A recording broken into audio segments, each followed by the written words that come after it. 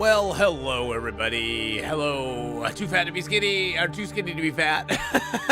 And all right, how you doing, Faithful Dream? How's it going? I hope you guys are all having a good day today. I'm doing okay. Doing okay. Doctor visit went pretty good yesterday. I got a little bit of carpal tunnel going on, so yeah, we're gonna work on getting that squared away. It's not bad. He just he wants me to start wearing some braces when I sleep, and I will need to cut back a little bit on streaming as well, just because it does cramp my hands up and that sort of stuff. But, you know, he said it's not bad. It shouldn't get any worse if I take care of myself. So that's always a good thing. But yeah, not the best, but not doing too bad. Bavella, how you doing? Hello. We're going to get back into some Long Dark today. I don't know if you can go in and change your name back or not.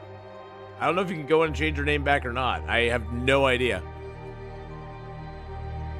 We're getting back into our 50-day challenge. We're on day 585 in Broken Railroad.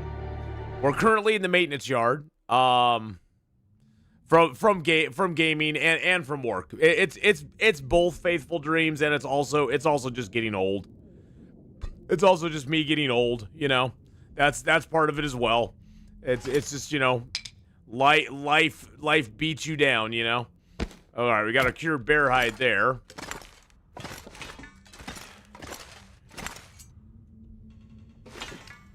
All right, let's go ahead and throw our maple in here. There we go. I'm dealing with limitations on my playtime due to carpal tunnel. Yeah, I just have to cut back a little bit.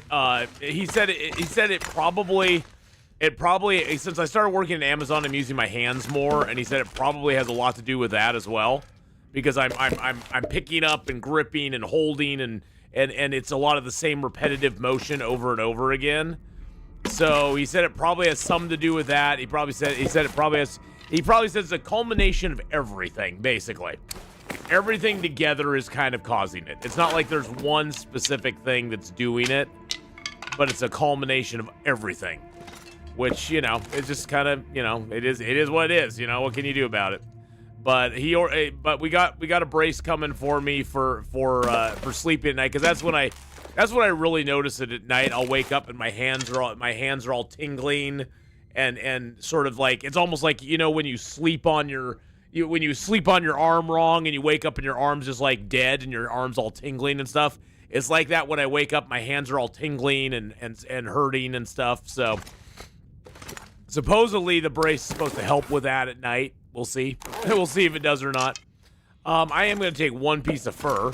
We do actually have our curing meat going over, or curing box going over here. So we got some meat curing in there. We got our salt going there. Got our extra knife and hatchet over here. I want to go back down the railroad, and there's some stuff along there that I want to grab. So you tried and nope, you can't. Yeah, I don't know why. I don't know why YouTube went from having I don't know why the name thing changed on YouTube. It's so very weird.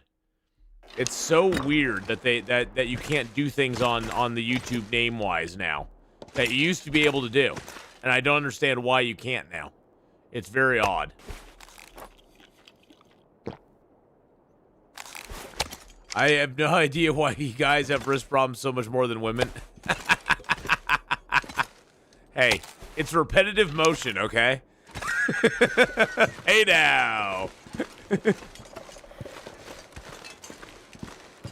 Well, this should be interesting since it's nice and foggy out. At least with it being foggy, it's warm.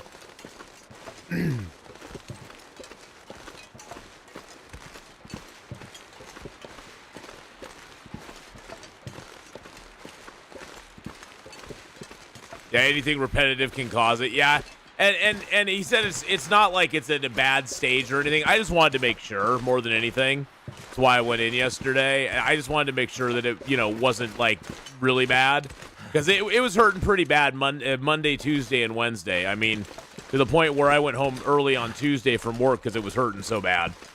So I just wanted to sort of make sure that it was nothing that I really, you know, that was going to be permanent, or I don't know. I don't know what to say. I don't know how to exactly phrase it.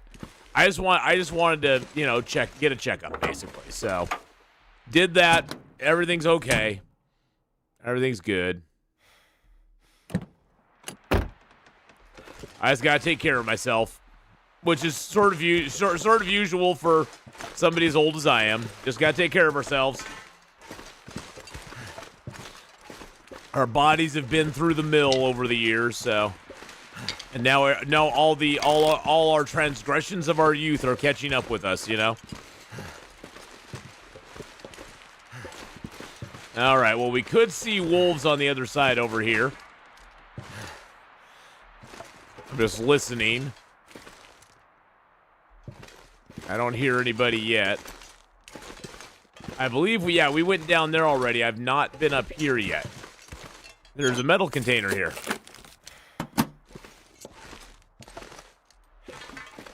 We all get our own aches and pains, Too Skinny. We all get our own aches and pains, that's for sure. Our bodies take different pressures. Oh, I got to worry about my back too. My dad had such a bad back, he had to have surgeries on it. So I got to worry about my back. I actually wear a back brace at work because one night I picked something up wrong and I totally tweaked my back, and it hurt like crazy. It was just on fire.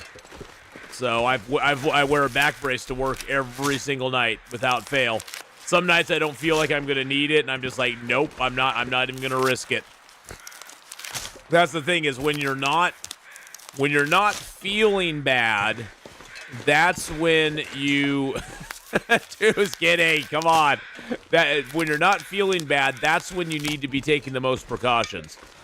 I need to drop something. That's when you need to wear the back brace. You need to wear the wrist guards. You need to basically protect yourself, because you're not feeling bad at that moment, but that doesn't mean that something bad's not going to happen. Hey, little rabbities, how you doing? I don't think I have any arrows for you. No, I got no arrows for you. I got no arrows for you at all. I just wanted to check back here. Sometimes there'll be a little loot stash. Nope. Hey, Faithful Dreams, with the 749, a dumbbell. It's a dumbbell. Yeah, a dumbbell actually would probably work. I am kind of a dumbbell, to be honest. Let's get this rabbit here.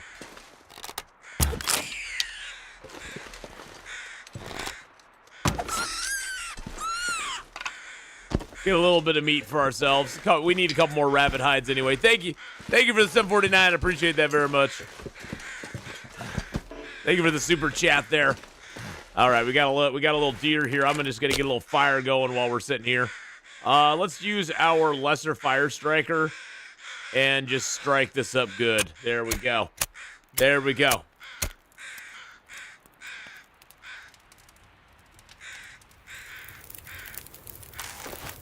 Imagine supporting 50 pounds in your chest and leaning forward for 5 to 7 minutes.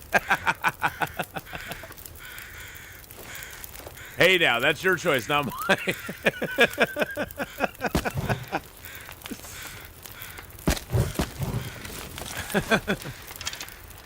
That's your choice, not mine. I get it though. All right, let's use a hacksaw. Get that meat off of there. We'll cook a little meat up. Cook a little bit of meat. So yeah, I just gotta take some precautions now. Gotta wear my braces and stuff when I'm sleeping. That was the main thing. Is like I just wake up and my hands would just be like numb and tingly, and it was kind of concerning me. I just so and he was like, yeah, that's just part of it. So. More like my BF's choice. Hey now. But it's so you can both watch X-Files, right? Yeah, that's what I heard anyway. Do I have much water on me? I do not have much water on me. Let's make a little bit of water here. Well, we won't make much. We'll just make like a liter. I'll just do a half liter in each pan. There we go. And then we can get the meat off these rabbits real quick. Cook that up.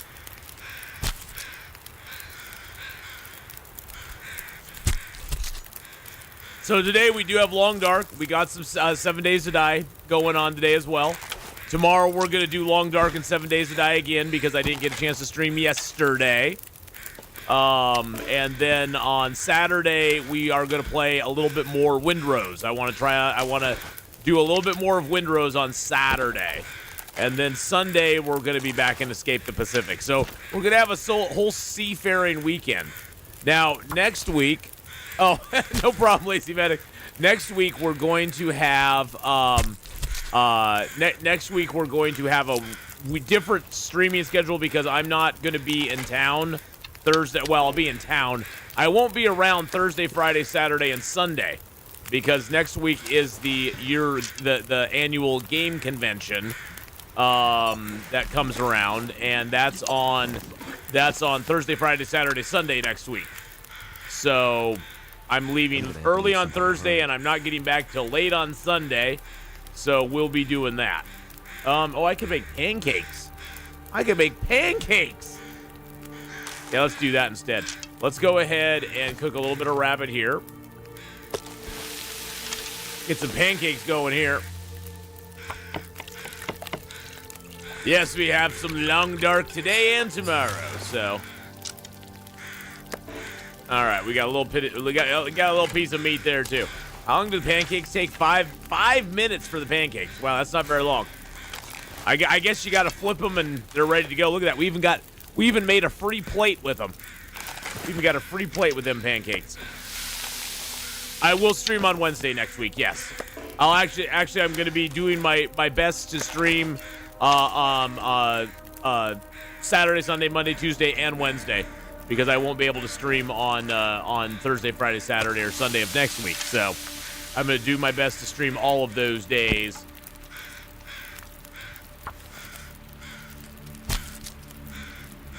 And what I'll do is I'm going to stream some Long Dark on Tuesday and Wednesday next week. So we at least get a couple days in of Long Dark. Now, the Tuesday stream won't be very long because that's one of my work days. But at least I'll get a little time in, so... All right, so we got that done. We got 2 hours left on the fire. Let's grab our pot and our pan. We took the hide there. Let's take the hide here. I'm not really worried about the guts because we got plenty of those. Yeah, it's just more than anything, Faithful, that he said that if I start to feel pain while I'm streaming, I just need to sort of like wrap it up and take a break. And he said sometimes all it is you just need to take a break for a little while, let your hands rest, and then you can go back to it if you want. And I explained to him how hard that is to do, and he was like, yeah, but you got to do it. So if my hands start to hurt, I may just cut things short someday and be like, hey, my hands are really hurting, I got to go, and then move on from there. But hopefully that won't be the case here once I start getting on this sort of schedule. He also gave me some exercises I can do with my hands and, stuff like that. That can help with that. So there luckily is some stuff you can do, some physical therapy you can do at home and stuff like that. So hopefully that will make it a little bit better, more bearable, better. I don't know what to say.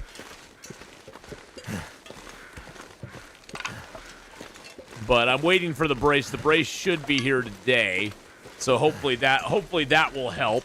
Kind of keeping an eye on my Amazon because that's just got something off of there. Oh, it looks like it's not going to get here till like 5 to 10 p.m. tonight, so that's just the way that goes. Wrist brace for sleeping. Yeah. A wrist brace, two wrist brace actually, but yeah, wrist brace for braces for sleeping. I got my compression gloves for just like during the day, and then there's like some physical therapy exercises you can do as well that help that I do when I get up and that when I go to bed and stuff. So hopefully through all of that, it will get a little bit better. But yeah, I'll have a lot of fun at the convention. My son and I are actually going together, and we got a room there. It's just here locally, so we just went ahead and got a room so we could just take all of our stuff, and the convention goes for 24 hours. Oh, hey, there's a little fire. Ooh, ooh, dog food and oh, look at that beautiful ruined wool toque. Doesn't have a bear on the back though, so it kind of sucks. But we got a room there, and that way we don't have to worry about, you know, driving to and fro, because the convention does actually go for 24 hours. I mean, it's basically a 24-hour convention. It's day and night. There's stuff going on all the time if you really want to find it. Of course, it slows down at night, but if you really want to, you can play games for basically Thursday at 2 p.m. to Sunday at 2 p.m. if you wanted to do, you know, 36 hours of games. I'm too old to do that. I'll definitely be going back to the room and sleeping. But the other nice thing about having a room there is that, you know, if my son wants to stay up and play more games, he can do that. And if I want to go to bed, I can go do that, or vice versa. And we don't have to worry about driving home and stuff. So been a while, but I just want to ask, are you excited for the new upcoming update? Also, hopefully they'll add new zone to survival mode. I would highly doubt the new zones come into survival mode, because the two are not tied together any longer, and they're pretty much done with survival mode at this point. So I don't think we'll see it in survival mode. Not saying that I wouldn't like to see it in survival mode. I think that'd be kind of cool. Maybe down the road, that'll be a little bonus they throw in for us, and they'll let us have it in survival mode. But I wouldn't count on it. But yeah, I mean, I'm excited to play episode 5. I mean, I've been pretty clear that, you know, throughout the time that survival mode is where it's at for me. I'm not a big fan, or I'm not really a big. It's not even a big fan. I'm not a big. I don't really care about the story mode as much as some people do. Just because I never started playing the game when story mode was even in the game. So for me, story mode is kind of like, yeah, it's kind of a throwaway. It's really, seriously. It's one of those things where it's fun to play it once, but I'll never play it again. Just because it's very limited in what it provides. And so I'll probably never play it again. And so for me, it's a one and done. But I am excited to see how it ends, because I've played all 4 of the episodes so far, and hopefully it's good. I mean, they've delayed it enough that it better be damn good. It better be good at this point, right? So yeah, I'm excited for it though. I am excited for it. Hey, look, we got a little bit of meat here. Let's leave a few more pieces of meat for ourselves. But I wouldn't hold my breath that the zone is going to come to survival. Let's just say if it does come to survival, I will be very surprised. I'll be very pleased, but I'll be very surprised if we actually get it in the survival mode. I heard that wolf. I heard him. He's going for my meat, isn't he?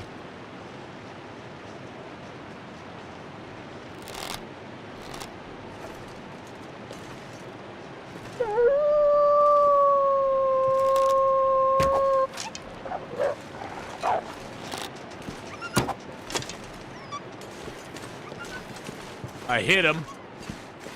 Bring back my arrow, you little sucker.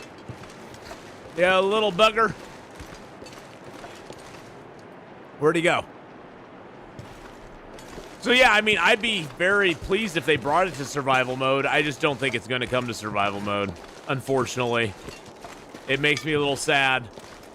That was one thing when they announced the separation of survival mode and story mode, that I was kind of like, oh, well, that means we probably won't get Perseverance Mills in the survival mode. What are you doing? You weirdo.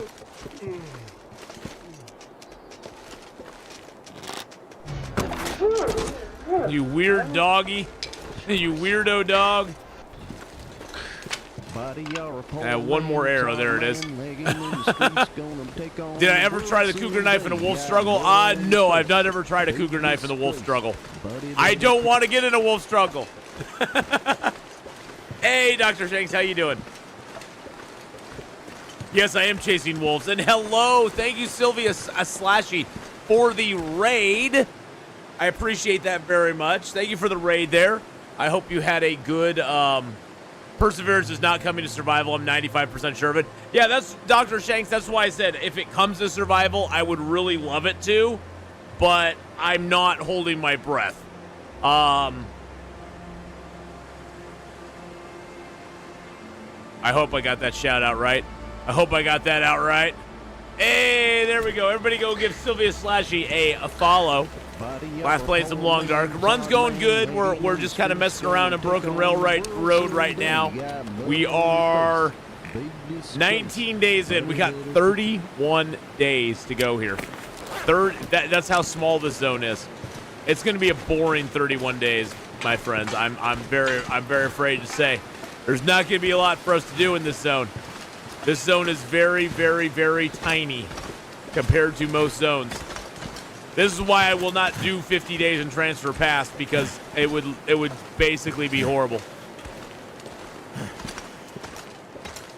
Would be awesome, but Raph's already said it isn't in a roundabout way. Oh yeah, that's why I said it may come maybe somewhere down the road, Dr. Shanks. They will, they'll be like, hey, let's put it out into survival mode as a DLC or something, Maybe they'll do that down the road. Who knows? That'd be kind of cool, but I very seriously doubt it.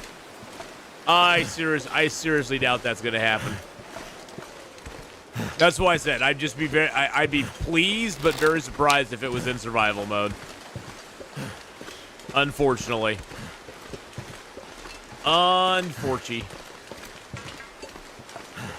Yeah, there's not much to do in this zone once you've killed the bear, killed the moose.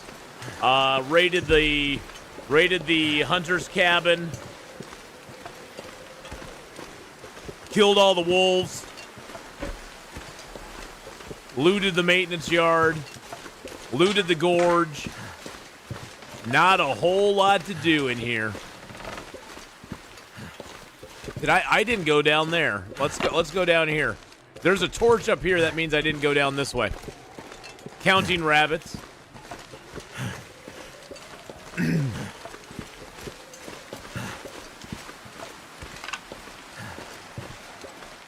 I mean, we can make another bow. That's something we can do. I could make a moose hide cloak. I don't need one, but I could make one. What's up over here? Oh, nothing. I thought maybe I found something I had never seen in the zone before. I was like, ooh, what's up over here? Nah, nothing.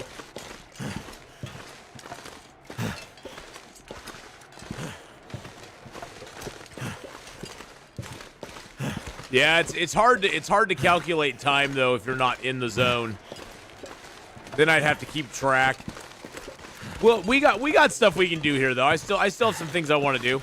I want to fix up the maintenance yard. We're gonna turn this into a crafting stream. I'm gonna start crafting stuff. I'm gonna make some furniture, clean up the maintenance yard a little bit.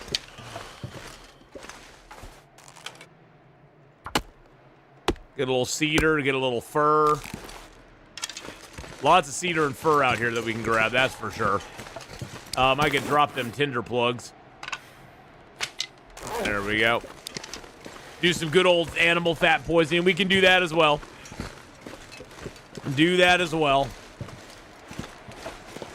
I've always wanted to fix up the maintenance yard, though. Like, clean it out, get some stuff, kind of get it all cleaned up. Something's making me feel tired. Probably because you're tired.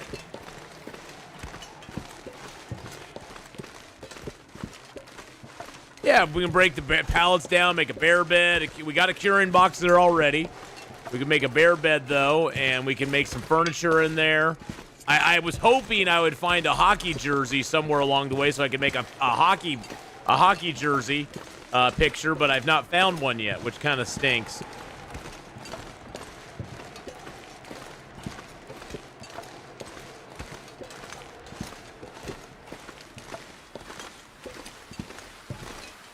Starting to get a little dark now, so we're gonna head back to the maintenance yard. I got done what I wanted to get done out there, though, so that's good. We are gonna have to sort of consider what we're doing for food, though, because we do have a bear down, we have a moose down, but that food's only gonna last us for so long. That's not gonna last us forever. So we're probably going to have to hunt some wolves. We probably need to go fishing for a couple of days. I need to make some fish tip-ups, which I don't do. Do I have the fish tip-ups? I do have fish tip-ups on me. Oh, I have the woodworking tools on me, too. But, yeah, I probably need to go out and set some fish tip-ups, get a little bit of fishing going on. And for that, we're going to need a lot of fuel as well.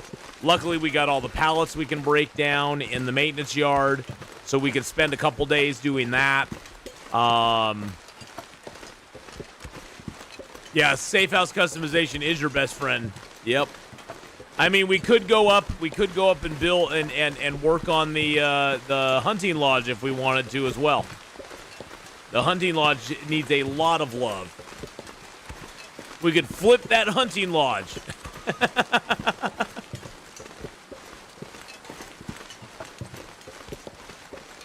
I asked for a safer way to take on wolves. Try walking backwards 10 steps after you pull your bow. Make them charge. Their path of attack will straighten out. Oh, yeah. Definitely. Definitely ID swim. Sometimes you don't have the option, though. It's a good option if you can do that. Where are we going after Broken Railroad? We're going to go to Forsaken Airfield. Forsaken Airfield is our next zone after this one. We're going to do Forsaken Airfield, and then we're going to be going to... then after we get done with our 50 days of Forsaken Airfield, we're actually going to break from our normal pattern, and we're going to go to...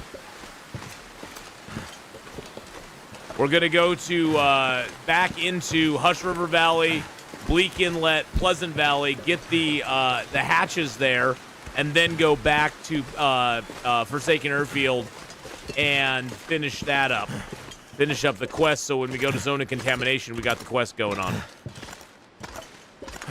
All right, let's eat that.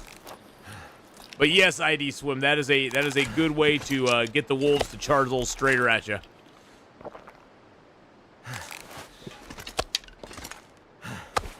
I'm gonna grab. Actually, you know what? I'm gonna grab a couple pieces of meat to take in with us.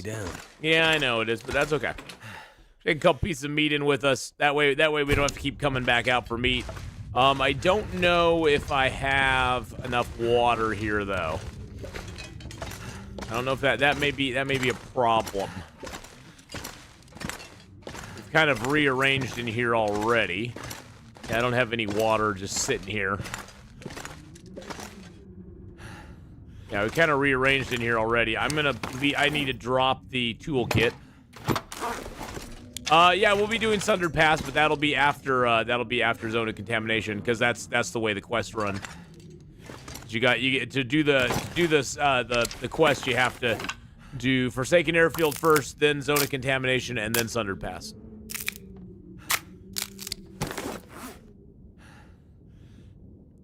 Had a drama at Justy's hovel. It all went wrong. Really? How you doing, Take Ed? I hope you're having a good day. What could possibly go wrong in Sundered Pass? Timberwolves, maybe? Why do you need to go to Hush River before? Because to do the quest in the proper way, and I want to do it the proper way. To do the quest in the proper way, you do the Forsaken Airfield, and you start Signal Void. Too much stuff to carry. You do the bunkers in all 3 of the old world zones, then finish up the bunker in Forsaken Airfield, and then you go to Zone of Contamination and do the quests there, and then you go to Sundered Pass and do the quests there. Now, I know that if you've already done the quest, you can do them in any order, but I would rather do it in the order they were originally intended. Because that to me that just seems right to me. That seems more like what we should do. I know you can do them in any order, and you can skip them, I guess, if you've already done them once, which we have. But I would rather do them in the order that that they intended for us. Oh, our birch is all cured. Nice. But yeah, Hush River Valley, Bleak Inlet, and Pleasant Valley are the 3 zones that have the signal void bunkers in them that you have to do. And then and then after we've done all the zones, we're gonna start working on the trader quests as well. We're gonna do the trader quest too. So throw you in there. Throw you in there. There we go.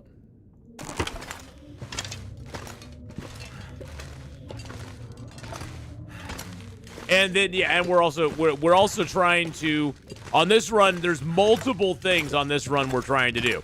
We're trying to get about 7 or 8 or 9 of the achievements that are available right now as well that we haven't got yet. And so we're trying to do some of those. We're trying to there's a lot of things we're trying to do on this run. We're trying to get to 1,000 days. What else is there? There's a few other things too, but all right, I have 2 acorns I need to break down, but I'm gonna do that in the morning. We got plenty of time, so let's do that in the morning. There's no challenge thing for it. That's an old challenge. I don't have a challenge button for this run. That's an old one, Pate. Ugh.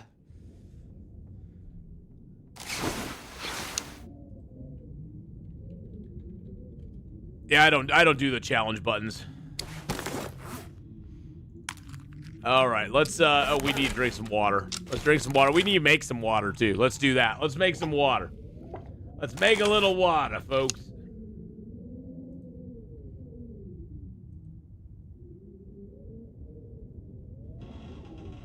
What the heck is going on there?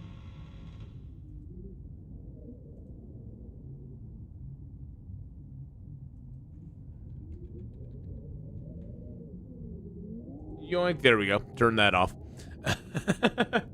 Yeah, there's no challenge button for this one. There we go. All right. What time of day is it? It's still dark, isn't it? There we go. Started to play Long Dark again after 5 years. Well, I hope you had a good break. You know, it come back. It's got all sorts of different stuff going on in it. It's still dark out. Let's just pass a little time. Wait till it gets a little lighter so we can see. There we go. Perfect. All right. Now, we've got a lot of stuff we can break down in here. We got flagpoles. We got all sorts of things we can break down in here. I could even break down the fridge if I want to. I sort of like the fridge, though, because I can put things in it. I can even break down the desk and the keyboard and all that stuff. I don't really want to break that down. I just want to break down some of this wood stuff here. I do need to make some water, though, so let's break this down first, and then we'll make ourselves some water. Aurora wolves can be dangerous. I tend to play it really safe with the hundreds of hours I've played the game. Yeah, Aurora wolves are not fun at all. Oh, there can be timber wolves in lots of zones. I ran into timber wolves in this zone. There's very few zones now that don't have timber wolves, that a possibility of them in it. Now, the upside is that the zones like Bleak Inlet and Black Rock, which used to only have timber wolves in them, and a few wolves here and there, those zones now have more wolves that spawn in them because they share spawn points with each other. So you actually have a higher chance of getting, of not getting timber wolves in those zones, which it used to be you'd always get timber wolves in those zones. They were always in those zones. Can we not put you down anywhere? Are you like stuck in that one spot forever? Really? You cannot be moved. Can you be moved? You can't be moved either. Interesting. I can move you, though. And we are going to move you. We're gonna rearrange our little room here. We're gonna make our house homey. We're gonna have a homey house. I'm gonna take you. Oh, that's a door. I'm gonna take you and break you down. And then I'm gonna take you, break you down.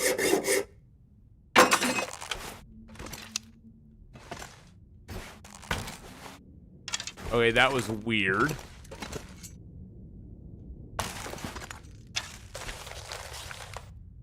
I don't want that stack of papers there. I want to put you right there. There we go. Perfect. And then I want to move you. I can, let's see. Let's get out of here and move the woodworking tools on top of that. Can I get them on top? Good enough. I'd like the trash can over by my bed. Let's put that on the other side as a little more storage. Put the barrel right here.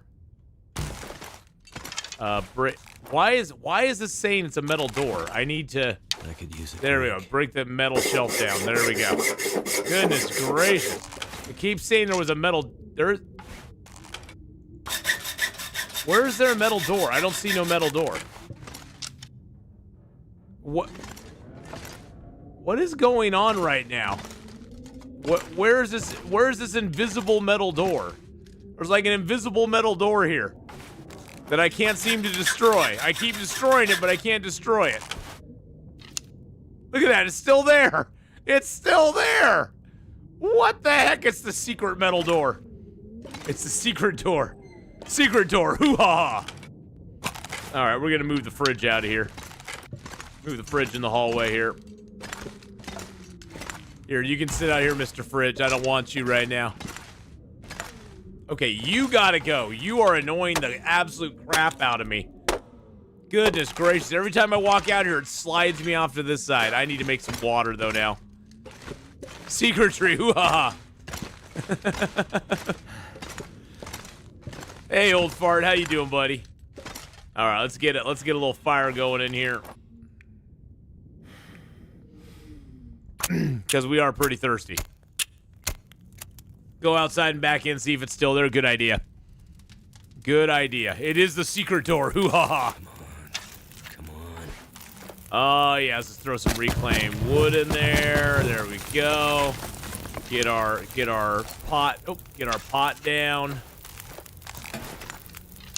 Get our pan down.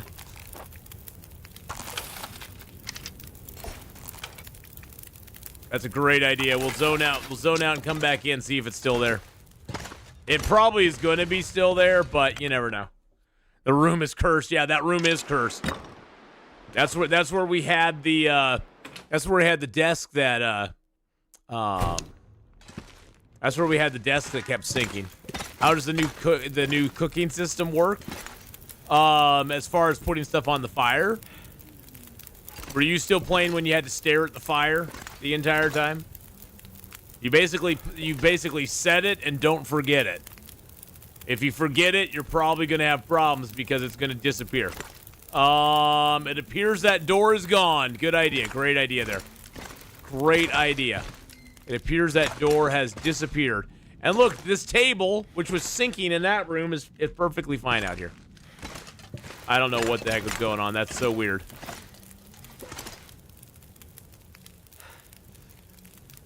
Not as cursed as the moose that could get inside way back in the day. That is true. I'm gonna throw the cedar and this fir in here.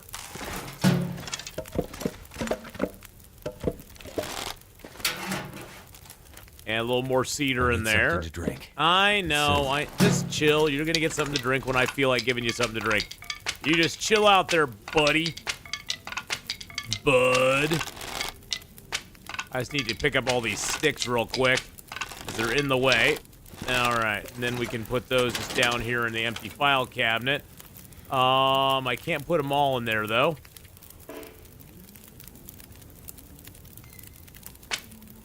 We can I don't want to transfer one. There we go. I can put 66 in there. 66 sticks. All right, that's good. Good enough. And then I want to move these lockers. Can we not move them? Are they... There's so many things that are just not movable. Look at that. You can't move them out here. Is it because there's stuff on top of them, maybe? Might be because there's stuff on top of them. Can I move the shelf? Okay, I can move the shelf out here. Oh, I got the moose hide in the way. That's probably why. And these lockers do take up a large space. Can I move them? I can't move the lockers, though. Yeah, the lockers don't look like they're movable.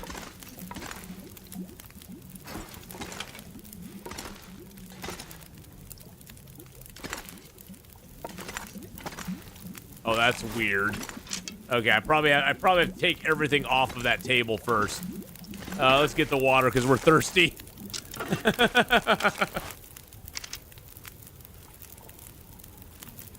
You know, back in my day, we could not cook plates, and we liked it.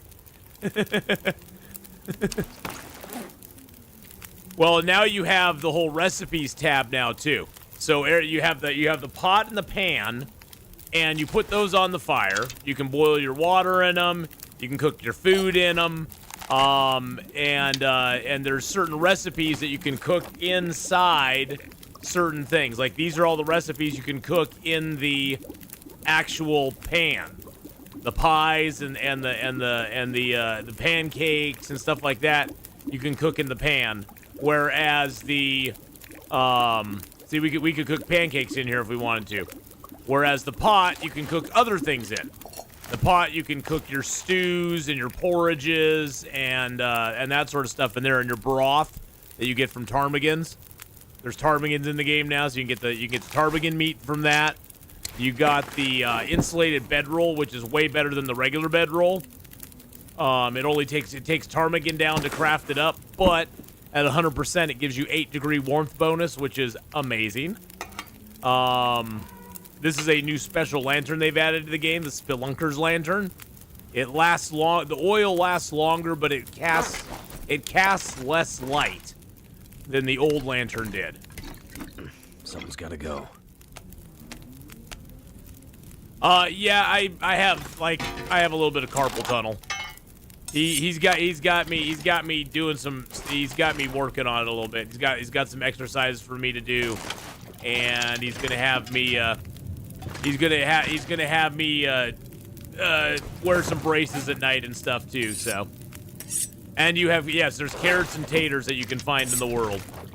You can also get them from the trader, which is another new thing they've added to the game. Honestly, there's so much stuff in the game now. I mean, the game compared to 5 years ago it's not even the same game. You're basically going to run into a completely different play experience than you had 5 years ago.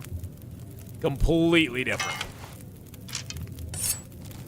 There's also vitamin C deficiency in the game, which you have to be careful of. You can conquer that with teas and fish and stuff like that. There's these thermoses in the game now that you can put your drinks in, which is really nice.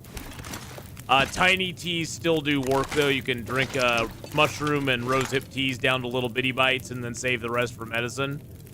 So that still functions as intended.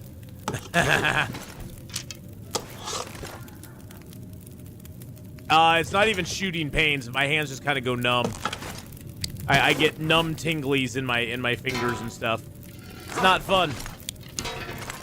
Put you down as well. I'm gonna grab you off of there. Put you over here.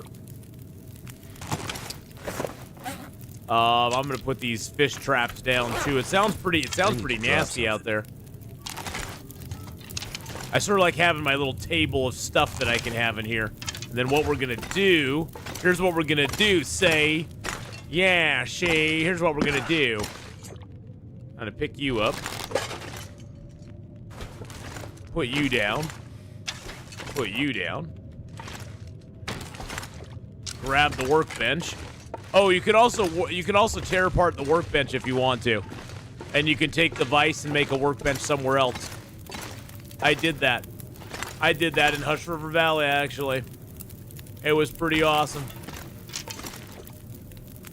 And then we can drop the toolkit here on top of the workbench.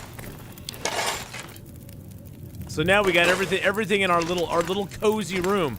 All we need to get is a bear hide bed, and we should be fine. We get a bear hide bed, we can put that right here. Now to make a bear hide bed, we're gonna need we got a bear hide already, but we're gonna need a bunch of fur. We're gonna need 18 fur. You get your late 60s, you're just glad you still have thumbs, yeah. Yeah, getting old kind of sucks, but yeah, my hands, he just said, you know, he mainly said just to kind of keep an eye on him and you know, not really, just listen. He said more than anything, just listen to your body. If you start hurting, stop doing it. He gave me some exercises to do with my hands, so you know, some physical therapy type stuff to do, so I can do that. I'm gonna move the television. Move that right there. I want to move the Desolation Point poster over here. That's not really gonna fit good, is it? I want to put it there. Let's get the hard hat area there. Put the fish mount up there. Get our poster over here. There we go. Actually, I like it a little more right in there. There we go. Move my skull a little bit over here so it's kind of like lined up with that. Are there speaking fish? No speaking fish. Yeah, well, I basically told him I can't afford surgery. You want to just sway the doctor from waiting for surgery? Just tell him I can't afford surgery. If it comes to surgery, I'm just not going to do it. I'm just going to suffer and die, and I'm not going to do it. And then they go, oh, okay, he's not going to pay for something, so we better just try to fix it. All right, and I do want to bring these up there. So I like these metal boxes. But yeah, lots of doctors wait. Yeah, do wait. Tell us to wait.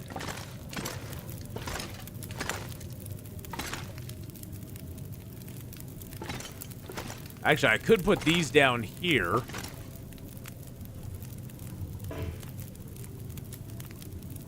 There we go. And then we got a little box there. We can put the other box on the other side. I like that. This is us just having fun. We aren't even trying to survive right now. We're just having fun in the maintenance yard here.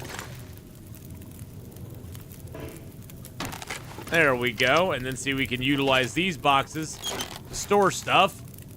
I do need to drop my carrots. So the carrots and the taters, those go into different recipes that you have, and also same thing for the cooking oil. You can actually make cooking oil now from animal fat, though. Animal fat is a thing that you can actually get and use.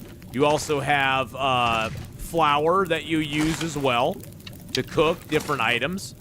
So you have flour, you have cooking oil, you have acorns now to make acorn coffee.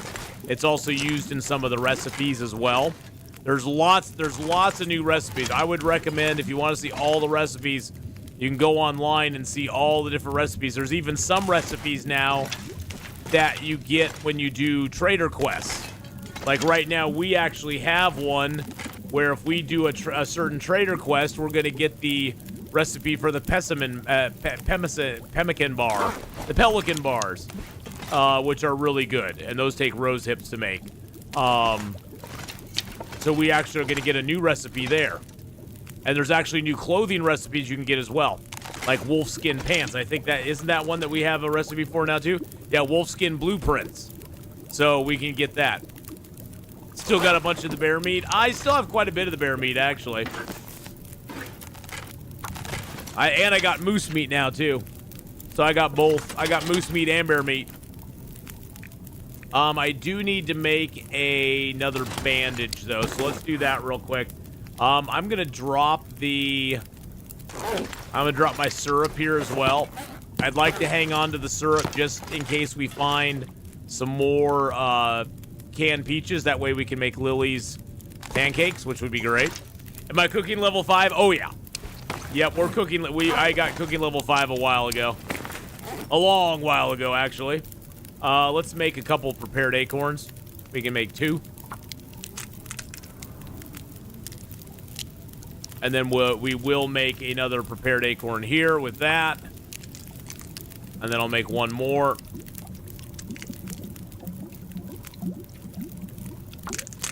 But yeah, carpal tunnel's not something I'm looking forward to. Almost 2 years ago, I changed my eating habits. I got rid of most of the arthritis pain. Took about 9 months, though. Well, yeah, I mean, that's the thing to look at. It's like, you know, anything that is happening to your body, it's taken me 56 years to get where I am. It's not going to go away overnight, for sure. Let's cook up the prepared acorns real quick. Let's do that. Let's get those cooked up. Oh, you can also use the running river oats to make porridge. Although I know there's a recipe that I'm going to find somewhere for running river oats, so I'm going to leave some of that here. Because there's one recipe I believe that takes running river oats to make. Now, I'm not sure if you can get running river oats from the trader or not. You might be able to. That might be something you can get from them. I'm not sure.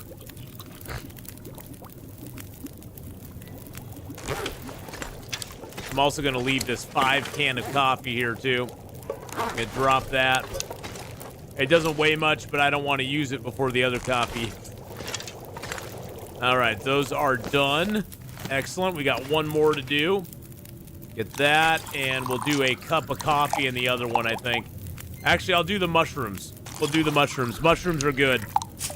The reason I like the mushrooms is that I can drink this tea, and it will give me back some vitamin C.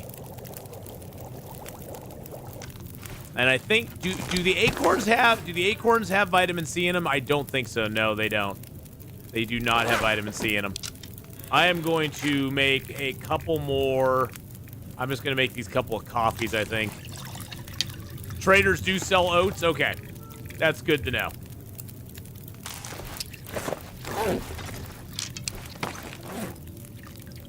Now, here's a trick that you can do with the acorns as well. See how I have these large acorn pieces? Let me grab my hammer. So you can take those large acorn pieces and you can smush them down into acorn grounds. Another thing you can do is you can eat this down to a little bitty bite, and you can still make it into acorn grounds. Dude's got tea for days. I do have tea for days. And you think that's a lot of tea? Let's see. Where's my flask? There's my cups of coffee. I'm gonna put a couple cups of coffee in there, I think. I don't need them right now. Put those in there. Drop you. There's my cups of coffee. And there's my rosehip teas. I got 53 rosehip teas in there. And I got 65 Reshi mushroom teas in there. Now, they're not big. They're all small teas. But that's okay. We don't need them to be big. We don't need them to be big to heal us. To heal us, they only need to be small. So now we have 69 in there because that's a good number. And then we got our flask with 5 birch bark teas in it as well. Now, the birch bark tea and the coffee and the herbal teas, those you want to drink as much of it as you can to get the maximum benefit from it. Mushroom and rosehip teas, those you can drink down early and have leftovers for later that will actually heal you. All right, we got that going on there. Okay, our room is looking good except for the bear hide. I mean, we got the bear hide here, but we got a lot of cured guts under here now, don't we? Yeah, are most of these cured? I think they're all cured. Yes, they're all cured. Beautiful. We can put those away now. Grab the bear hide as well. Put all those in here.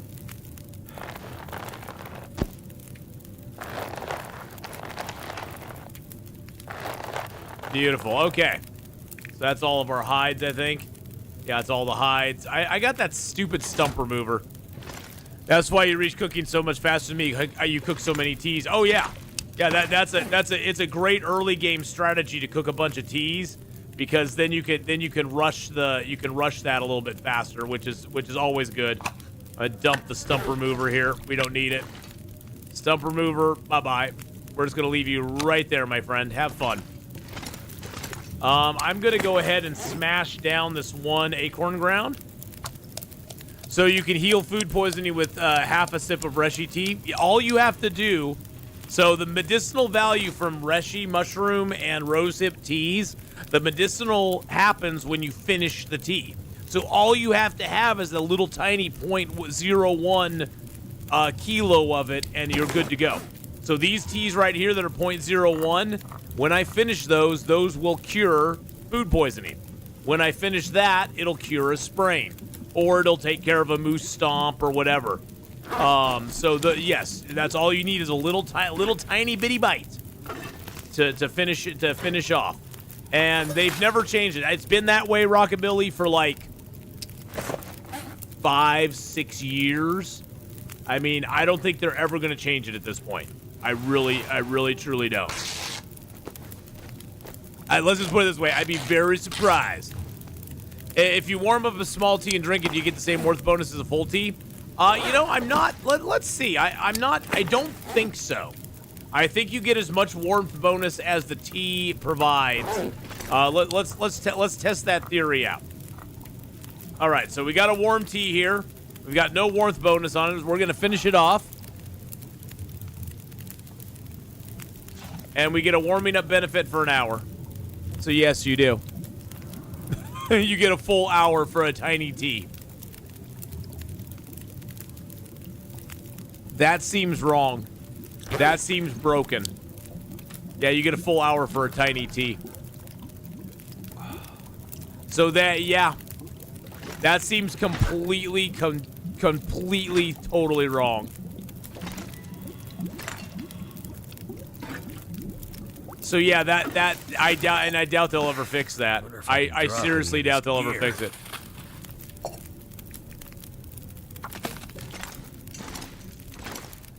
Yeah, doesn't that seem just a little bit wrong that you get the full warmth benefit from it?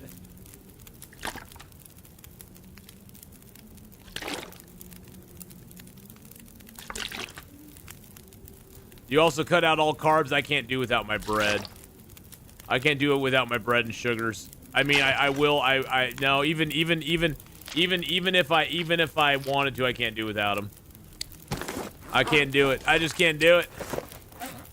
Maybe one day, if I'm forced to, I'll have to do it. But I just can't do it. Now, the acorn grounds I am going to hang on to for later, because we have a lot of different recipes. I'm going to keep that acorn in here too. But I got a lot of different recipes for acorn grounds. There's use for them in the Lily's pancakes. You can use acorn grounds in the Lily's pancakes, but most importantly, you can use acorn grounds in the Prepper's pie. Prepper's pie is an amazing pie. It's the best pie ever. And Prepper's pie, which we actually have 3 of on us already, Prepper's pie, when you eat it, you get back 25 health. Think how far you could travel on a thermos of warm micro teas. You could. Yeah, you really could. The thing is, though, that a warm thermos, if a thermos is all the way warmed up to 100% with all warm stuff inside of it, it lasts about 5 in-game hours before it gets cold. So I guess if you kept stopping every, 5 in-game hours, starting to fire and warming them back up again, you probably could do it. I don't know. I've never really played with the thermos a lot. As far as traveling goes, I've never done a lot of thermos travel. I know some people have it. I know especially the people who do no one gets out alive. I know they do a lot of that. I've never done a ton of it. Oh, that's done now. Water.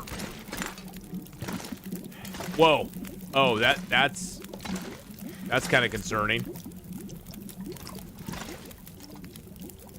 I think I need to move that a little further in. There we go. I was like, wait, I can barely get in this room.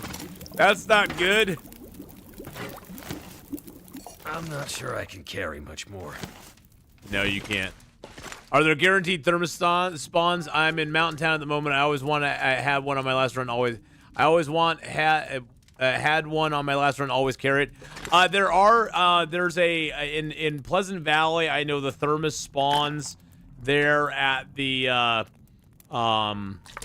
community center. You know, there's that little hut that's down by the water on the dock there. I believe there's a thermos that always spawns in that. I'm pretty sure the spawns of the thermoses are like a guaranteed spawn point. You might just want to go online and look at them.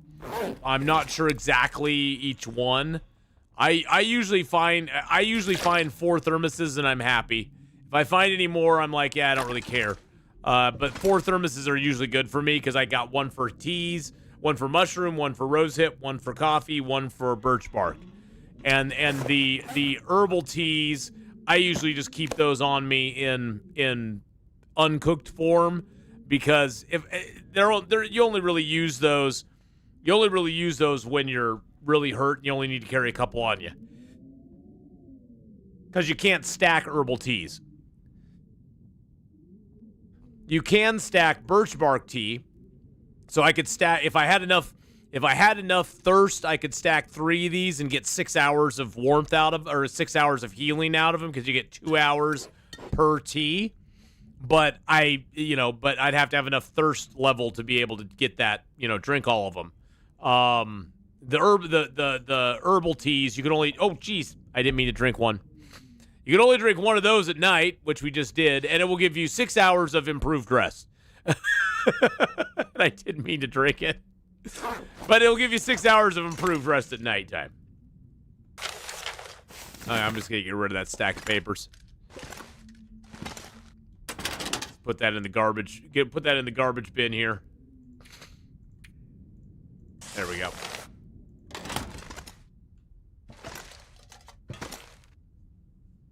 What I didn't do was restrict the amount of calories I took into a level that made me feel like I was dieting. I just changed the calorie makeup from carbs to fat and proteins. How I was glad to have 3 birch bark teas in my backpack after that wolf attack, ending up in 25% health. Oh yeah, birch bark is a lifesaver. The birch bark teas, if you can carry 3 or 4 birch bark teas with you at all times, well, and I also have 6 stems, which help, and I have 3 Pepper's pies on me. So our chances of dying are pretty low at this point, unless something just wipes us out completely. But I mean, it could happen. It still could happen. So I'm gonna grab that. I'll eat that in the morning. We aren't super duper tired. Is there anything I could do tonight? I could repair my hacksaw. I think I have a little bit of metal in here. How much light do we have left? We don't have a lot of light, but I think I could do the hacksaw 1 time. I think it takes like, it only is 30 minutes to repair it. That's not bad. We can repair it twice. Oh, 92%, that's fine, that's perfect. The tools are getting down there a little bit. I'm not gonna worry about it fixing that up so much, or that, because I have backups here. Although I might want to fix up the hatchet. Nah, I'll let it wear down. I'll just let it wear down. I'm not too worried about it. Just looking, seeing if there's anything else I want to get rid of here. I'm gonna eat that down real quick. There we go. Oh, that made it dark in here. All right, let's drink some water, get some sleep. We'll get up and we'll do some stuff. I wonder if we'll have an aurora tonight. That'd be awesome. I'm just gonna sleep for. I don't need to sleep for health. So I'm just gonna sleep a little bit at a time and see if we can get an aurora to hit. I'd love to get up and see what our place looks like with an aurora, but it doesn't seem like we're gonna get one tonight. Well, boo frickin' who, man? Boo frickin' who? Gosh darn auroras. I guess I'm not tired anymore, so I guess I'll just pass some time. I'm leaving tomorrow for a 2-week hike. I'm downloading your videos so I can watch them at night while listening to the coyotes talk to one another. Well, Dirty Feet, I hope you have a great hike. That sounds awesome, man. Where are you heading to? Are you going up in the mountains, or are you going down by like a river, or what kind of hike are you going to be doing? I used to love to hike back in the day, back when I could actually like carry a backpack and stuff. The hikes were so much fun. Anymore though, I tried to hike with my son a while ago, and I'm not in the even close to the shape I used to be in. Age just sucks, man. Why do they waste all the youth on the young? That's what I want to know. They waste all that youth on the young when they should give it to us old guys.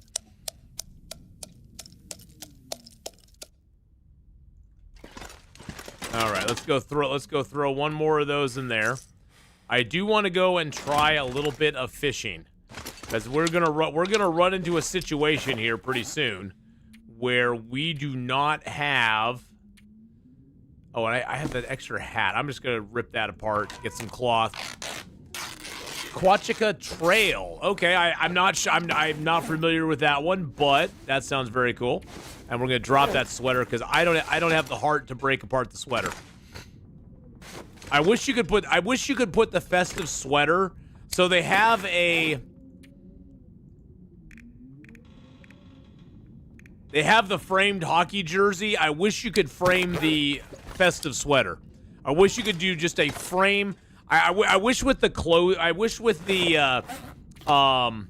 with this crafting, you could frame any piece of furniture or any piece of clothing.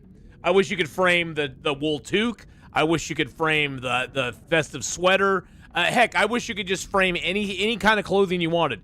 Frame a bearskin coat. Frame a wolfskin coat. Wouldn't that be cool if you could frame any piece of clothing that you wanted to? That would be so neat.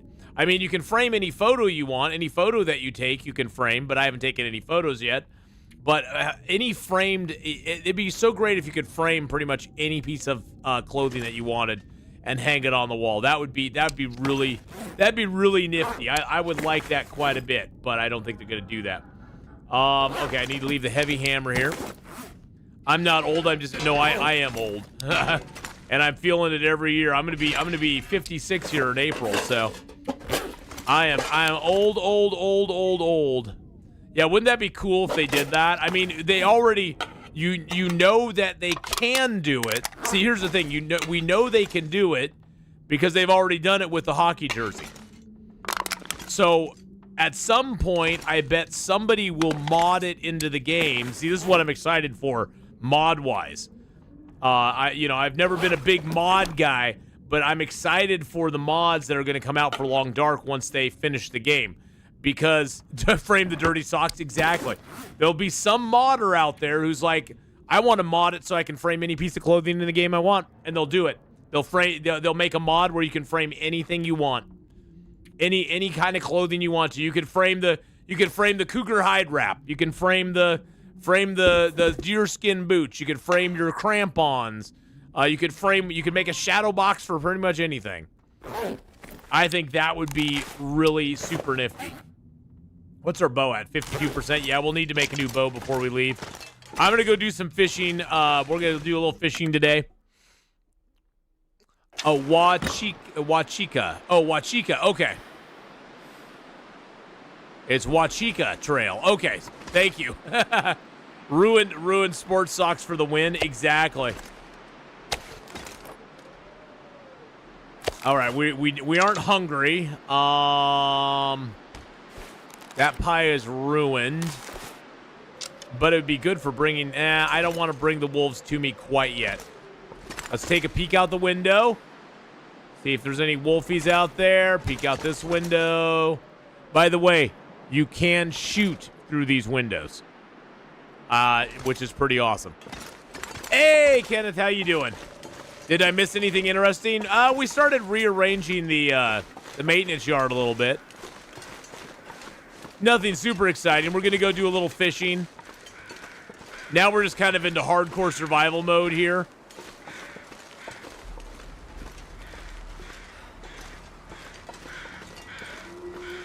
I hear wolves on the lake, though.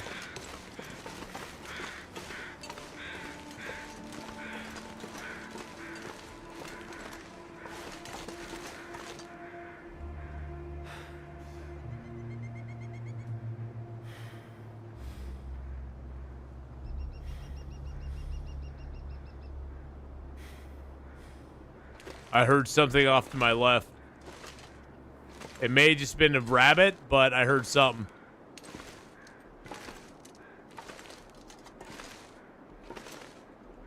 All right. I don't know what it was.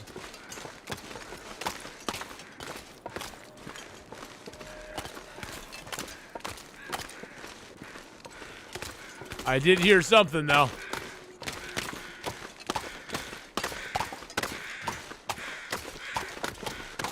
There's only one arrow down temps right now.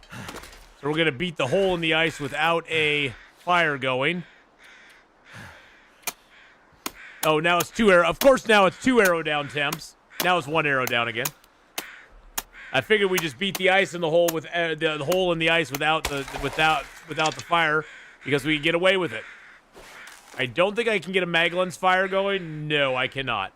But we can just do a match and a stick. Get that going that way. Yeah, there was a hidden metal door. There was a metal door that I broke down, Kenneth, and then it kept telling me the metal door was there until I zoned out and zoned back in. It was very odd. All right, so I do have that hole there. I'm going to put a fish trap in it. And then we're going to get another fishing hole here.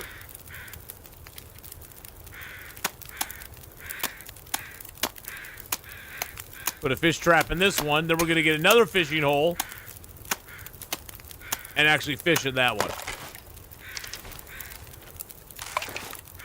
And now it's foggy, so it'd probably going to be warm even without the fire. Yeah, it's -5 still, so...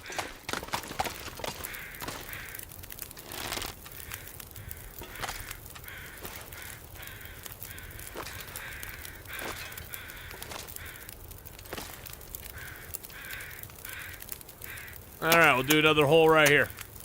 Are there speaking fishies here? There might be. You never know. You never know. There may be speaking fishies here. Did I bring water with me? Yes, I did bring a little bit of water. Good. Okay. We got a little bit of water. We're good. Everything's good.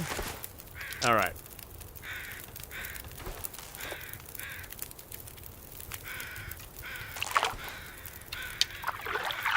And we're fishing, fishing, fishing. Come on, fishes. What, you want a fish to talk to you there, Pate? I don't know what you're talking about. There's no fishies that talk around here. There's just me, the fresh lake whitefish. Now, my other friend down there, the bass, he doesn't want to come up here. He doesn't like you at all. He's going to be not coming up here at all. So suck it, sucker. Bye. Wow. Is the bearskin bedroll worth it? Oh, wow, we got 2 fish on right now. The bearskin bedroll, in my opinion, is not worth it for the weight. In my opinion, it's not. Wow. Really? Seriously? Seriously? I didn't keep the ice cleared. But yeah, the bearskin bedroll, honestly, in my opinion, is not worth it. Don't do the bearskin bedroll. It sucks. Make a fish skin bedroll.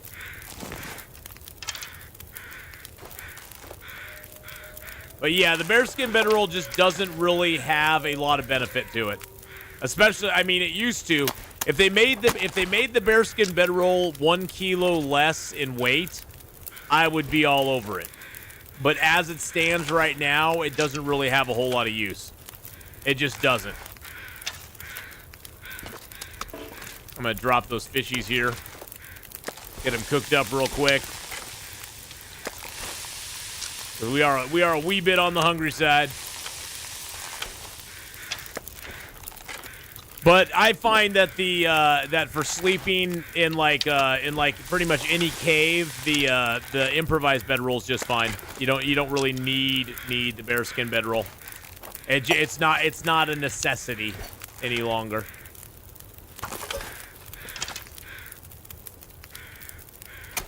It used to be, but it's just not anymore.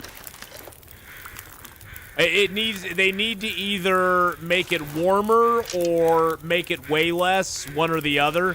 Even if they made it just like a half a kilo lighter. Even if it was like 2.5 kilos instead of 3.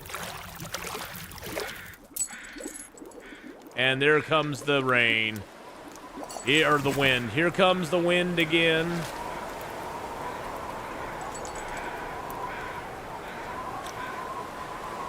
Can I get at least a stick on it? I can. Look at that.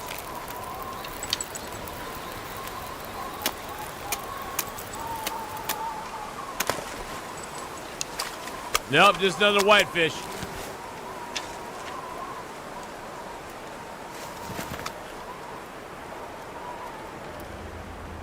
I'll throw my fishing gear back in there. Why not? I'm gonna break this hole open though. Oh, look at that. What? I broke it open right at the right time. You silly game. You silly game. Wow, there's no limbs around here. I wonder why. Oh, because I broke them all down already. Yeah, I did that. Now, I believe we still have some bear meat in here, don't we? Yeah, we got a little bit of bear meat in here. It's moldy, but hey, it'll work. It'll work in a pinch. We also got the whitefish here. I'm gonna eat him down, get some vitamin C. Yeah, we got 3 whitefish for our whole excursion out there. That's fishing. Just kind of like fishing's kind of a pain. That's why I like to fish with the fish tip ups way better, because the fish tip ups work way better. It's almost nighttime.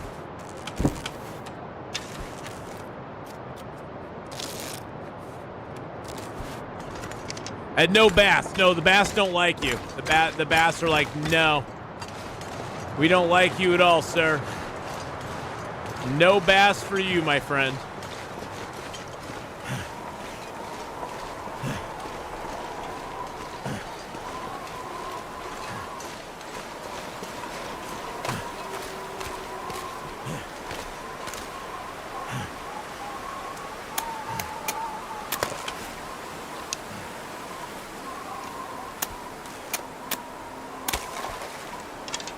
So want to keep those clear. We'll run back in and the rare fish, they like you, but I'm not going to catch many of them here. The rare fish are really not in this area, unfortunately. Let's see if my Amazon has arrived. My Amazon has not arrived. I've got some Amazon coming in today, so I figured I'd check and see. All right, let's get a little bit of rest here. That's good bass. Get a couple hours sleep. We're not really sleeping for health, so bear roll would be okay if it was more durable. Yeah, that's one of the other things I don't like about the bearskin bedroll, especially since I usually, I mean, not this run, but a lot of runs I'll wear 2 bearskin coats. And the problem with having a bearskin bedroll is that you really have to carry a lot of bear skins on you to repair the bearskin bedroll, because it breaks down so fast. It just breaks down so fast. Now the improvised insulation is really nice. It's basically the equivalent of 2 head wraps in one. Now, usually I wear the moosehide satchel on the outside because the moosehide satchel is more durable. So if I get attacked, the moosehide satchel will take the damage and not the insulation. Can you set up lamps in the caves? Might be cool during auroras. Unfortunately, lighting in caves is really bad these days. Lighting in caves is worse than it has ever been. Especially even during the daytime. You take a lantern into a cave and you can barely see.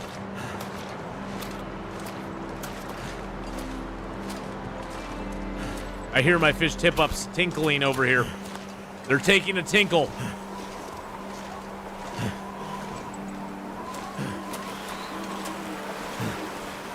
I doubt they'll have any fish on them. But they are tinkling.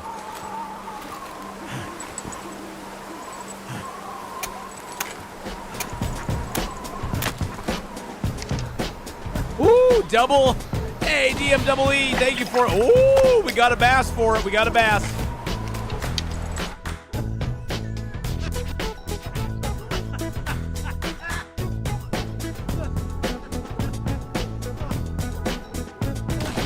But yeah, you could set up lamps in the caves, but unfortunately, I don't have enough lamps to do that with either. That's the other thing. I only carry one lamp. The bass didn't speak because we had a dance right there. Yeah, the bass don't want to speak to you. I told you the bass don't like you. Did you not listen to me? Did you not hear me? The bass doesn't like you. He's not gonna speak.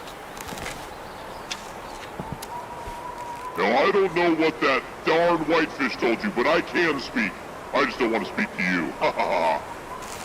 Wow, rude. Rude fish. That was a rude fish right there. He just doesn't want to speak to you, see? See, he didn't want to speak to you. Wasn't that he can't speak, he just didn't want to speak to you. He was like, no. I'm just going to drop the fishies there because I don't want them on me. I could draw animals in here. All right. That's the best way to get in a cave is just walk backwards so you can see the entrance. And then you can sort of see where you can see where you came from. All right. Let's go ahead and get a little bit of water in us. Tastes like bass or ass, one or the other. All right, let's get some sleep. We can't sleep for 10 hours, but we'll pretend like we can. Wow. But yeah, unfortunately you're talking about the lamps. You're not talking about like lanterns. You're talking about the lamps from houses. Unfortunately, you cannot. You could put them in your inventory, but you can't bring them into a cave and set them up. Because unfortunately, once you come into the cave or once you exit a house, you cannot go into creative mode inside of caves and stuff. I see what you're talking about now. But yeah, unfortunately, you cannot do that. It kind of sucks. I wish you could, but the game won't let you. Oh, there is an aurora out right now. It's a very quiet aurora.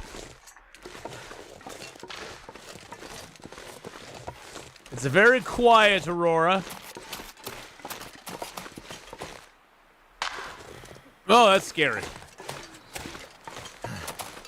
But yeah, unfortunately, the decoration stuff only works inside spaces. Now, there are a couple of outdoor areas that you can do it in, like you can do it in the mountaineering hut in Timberwolf Mountain. You can actually rearrange in there if you want to, even though it technically is not a place you have to zone into. You can still do it there.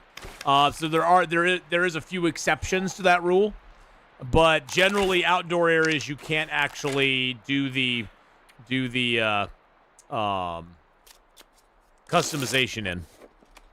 That's the word I was looking for. Customization. You can't do that in most of the outdoor areas. Very, very few. We need a little bit of fuel. I need some wood.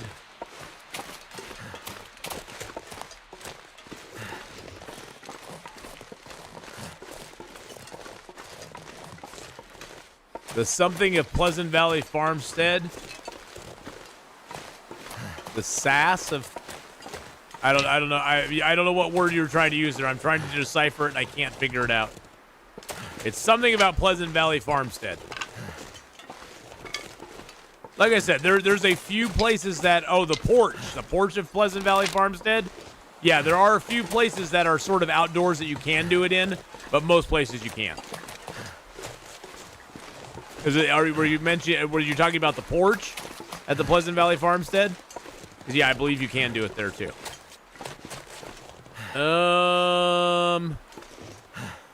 It's the man cave. Yes, the porch. Okay. I sort of want to build a fire here and take all this down. Can we do that? I think we can. Let's just build a little fire here. Yes, the porch. Okay.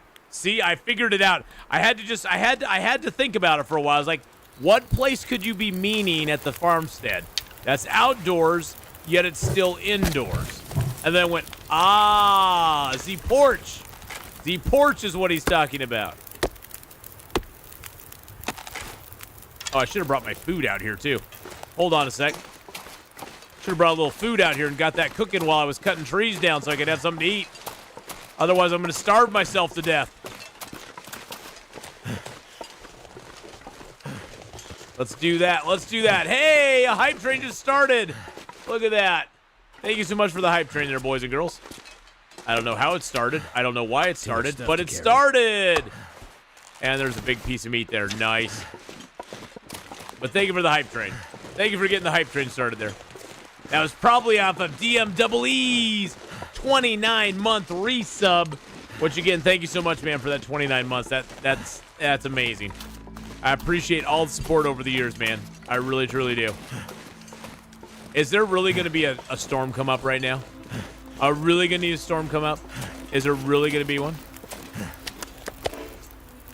That would really, really make me sad. I want to get some moldy bear meat down here and a little bit of smallmouth bass. And then I want to take a little bit of cedar limb. We got time on the fire, right? Yep.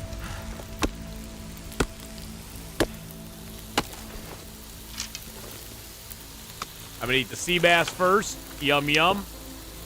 That's going to get us nice and full. Put you off the fire. Get some whitefish on the fire. These aren't going to be very long. Those 29, 32 minutes. Actually, you know what?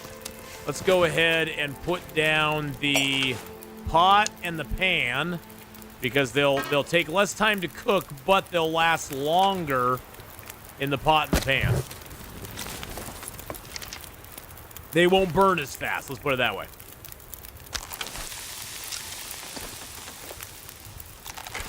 No, I didn't want that.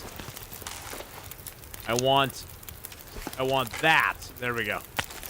So I want to go cut down you, which is gonna, yeah, there we go.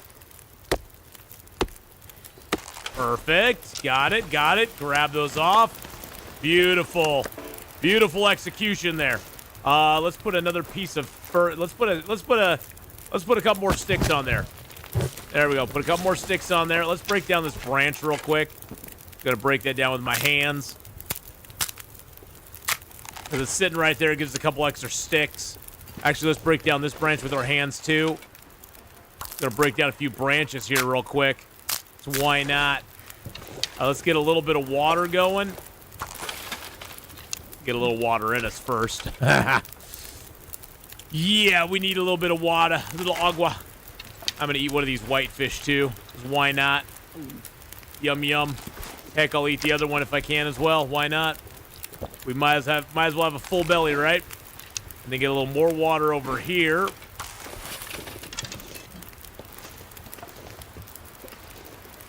Get this fur limb cut down. Perfect. Excellent. Oh, that was great. We got all that cedar and some fur from here. That's gonna give us a lot of fuel for inside. Okay, let's grab our meats. Grab you. Get you done. Something's gotta go. Grab a torch and go inside and start another fire. Yeah, let's go.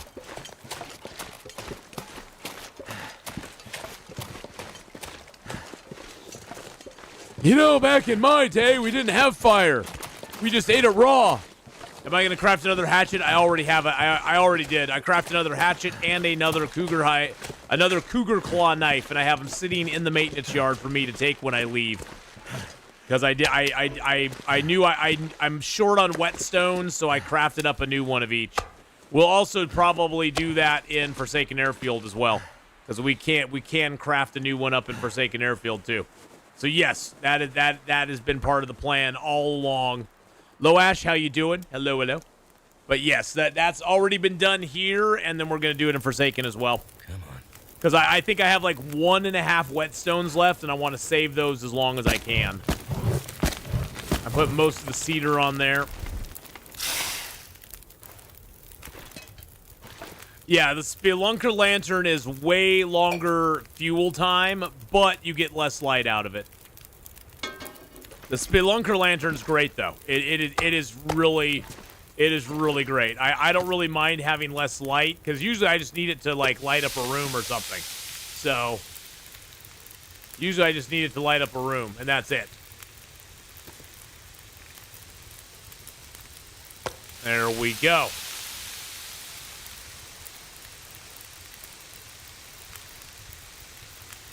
Got the moldy bear meat down. What's our fish traps looking like? 78 and 78. Yeah, they're kind of getting down there in quality. We did get a little more lantern oil, though, because we cooked those fish up, so that's kind of nice. I can drop these tinder plugs back here. I got a little tinder plug corner here. See, I plop my tinder plugs down like they're little turds. Oh, squeeze them all out. There we go. Just hide them. Oh, I'm glad we came back inside. Look what's happening outside right now. Start getting a blizzard. It's gonna be a blizzard out there. I can guarantee it. Yep. There she blows, my friends. There she blows. Well, we might as well cook up some more meat, because why not?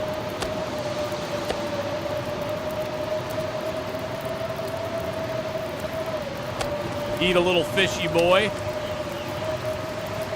Just to get a little vitamin C back.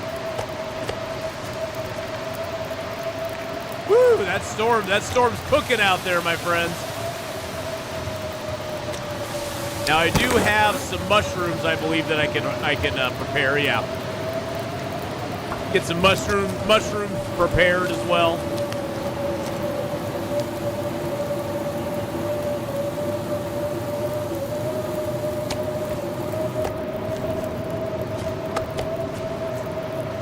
I am going to cook up one herbal tea because I only have one right now because I accidentally drank another one.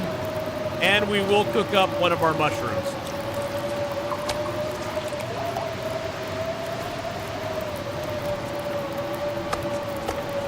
Get our big meats lined up here. There we go. Grab a couple more big meats.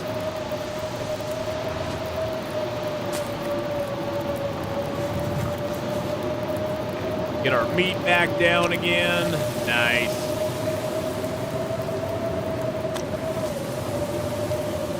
Nice thing about this fire, too, is it's going to last a long time since it's kind of cold out here right now.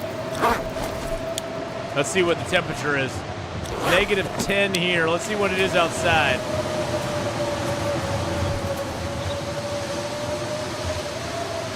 Is it really only negative? Well, no. I'm not in the wind yet. Okay, there we go. It's like -50, -65 out. It's not too bad. Oh, it just felt like the blizzard coming in. I saw the clouds coming. I heard the wind shift there. It's more just like learning what the game's gonna put at you.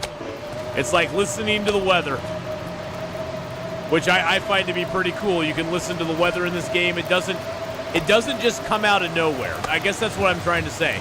Is blizzards in this game, you know how some games it'll just be sunshiny out and the next second it's pouring down rain and you have no idea why. You're like, where'd this rain come from? In this game, when it's going to be a blizzard, it definitely gives you signs beforehand, which I think is a testament to how well they've designed this game. It doesn't just spring out of nowhere. Usually. There's usually a little bit of a cloud. The clouds will gather. It'll get a little foggy outside. The wind will start to pick up. You'll start hearing the noise of the wind coming through as well. Sound is a very big thing in this game. Sure, sometimes it's screwed up. It's going to be screwed up in any game. But sound is a very big thing in this game, and it will usually give you those audio clues that something's coming. You just got to be willing to open your ears and listen for it. And, it's something that you pick up over time, where the more you play, the more you get used to the sounds of certain things happening.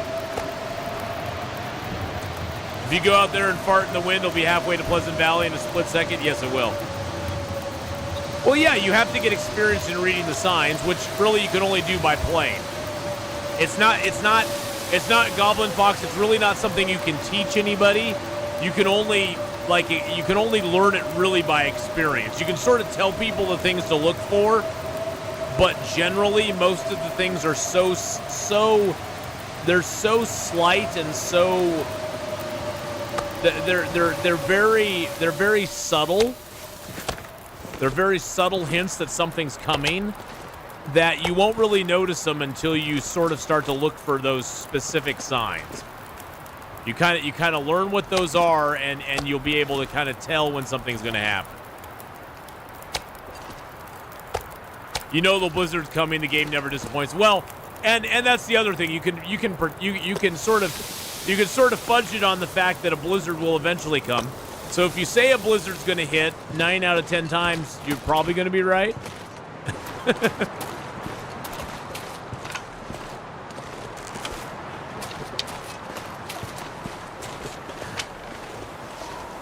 But you know, it takes a while to get the feel for it. It really truly does. And we aren't talking 10, 15 hours in game. We're literally talking, it'll take you hundreds of hours in game, maybe thousands, before you actually get used to the weather patterns. And you actually start to be able to key off of certain things in the game that will tell you when a blizzard's coming.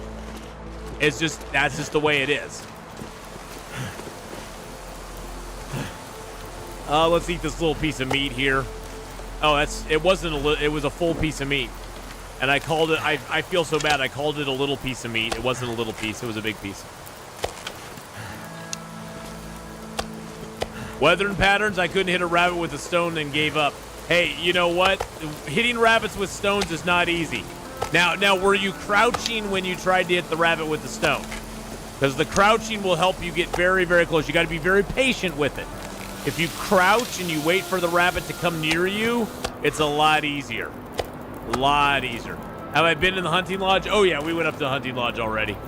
There's not much up there, unfortunately, because the moose is not spawning up there, so we don't have a chance of getting the moose up there, which made me sad. Which made me a little sad. We're saving the fur right now. The cedar I'm not too worried about. I think the cedar we can use to make certain things.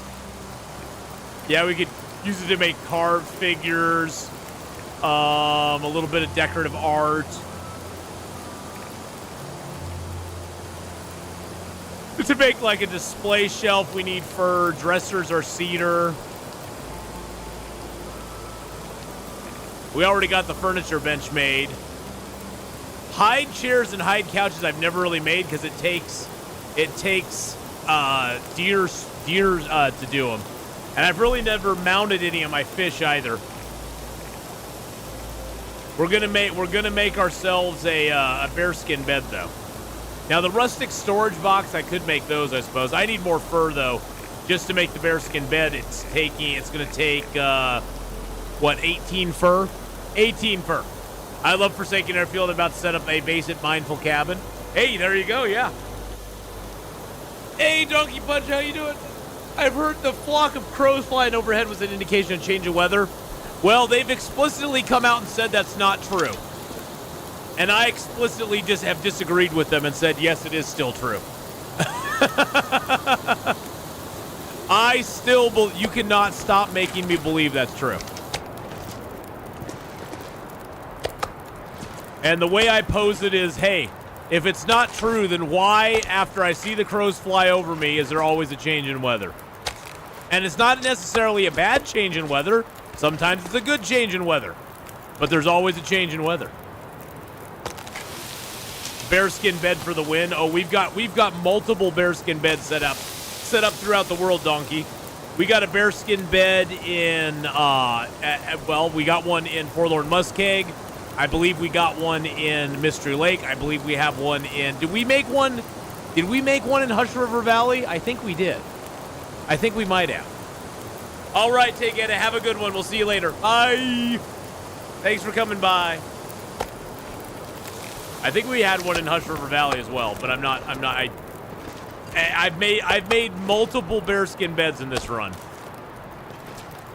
Multiples.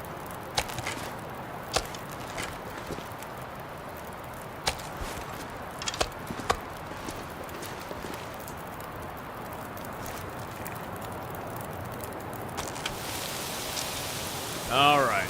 There's our last 2 pieces of bear meat. Got a little bear fat out here. But we got, what? 2, 4, 6, 8, 10. We got 12 bear meats there that are full. We got a small one here. We got several small ones here as well. I guess we can just put this one along with these, since they're about the same size. The extra healing and warmth is really nice. I have about 6 of them in my 600-day interloper run. Yeah, I mean, the bearskin bed gives you more healing than the bed in the trapper's cabin. So it's a really nice bed to have because you can heal up quite a bit in it if you get hurt. Now, of course, your goal should always to be not to get hurt. That should always be your goal. You should never try to get hurt in the game. But if you do get hurt, it's nice to have one.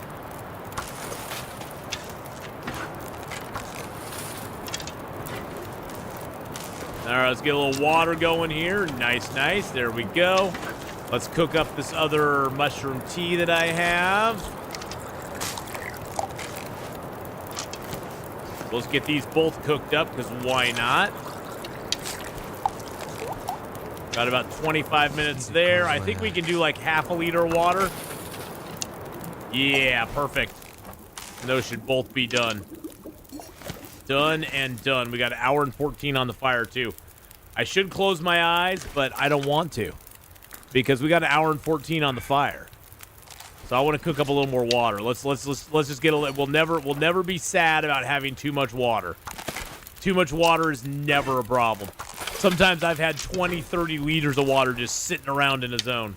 I'm never sad when I get back there and there's 20, 30 liters of water sitting in the zone. It always makes me happy. We'll just do them a liter at a time because the fire... See, we have 49 minutes on the fire. And this technically is taking us 42 minutes. We're going to have more than 7 minutes on the fire, so we still have 28 minutes on the fire.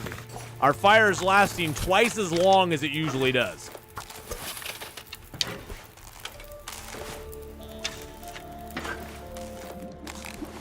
There we go.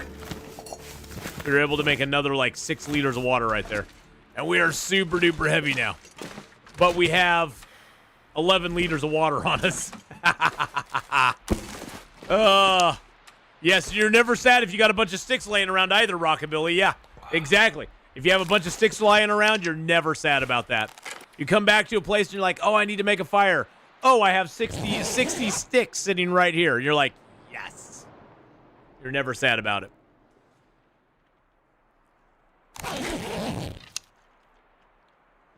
All right.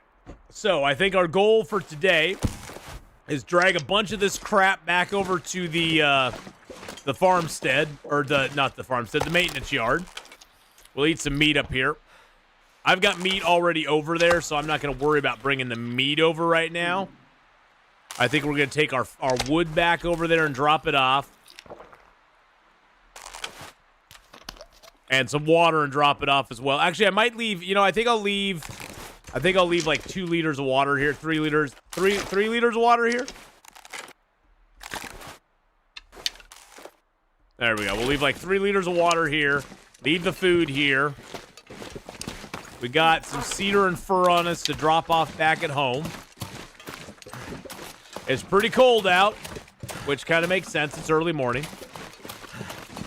We still have not harvested El Diro over here. Maybe I should take him and dry his hide. Maybe I should do it. I know I'm going to do it eventually. Just not today.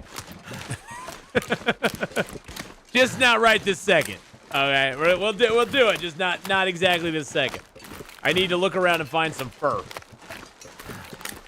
Really odd those bottles of water never freeze, but a carcass can freeze in a few hours. Exactly. Those waters are 10% radiator fluid. Just don't tell anybody. That's the secret, old fart. You put 10% radiator fluid in it and you're fine. Frozen water would make the game hard. Well, it'd be cool though if you had to like melt the water again or something. That'd be kind of neat. I think that'd be kind of a cool feature. I don't think that's going to happen, but that'd be kind of cool. I did use some tip-ups already. I used the tip-ups already. Unfortunately, see, here's the problem with your tip-ups. If you leave your tip-ups for too long unattended, they're just going to break. The longer you leave a tip-up in the ice, and it's in the upright position, the more damage it takes, and then it just breaks down. I might fix up this hatchet just a little bit. Because I do want to do a lot of stuff with it.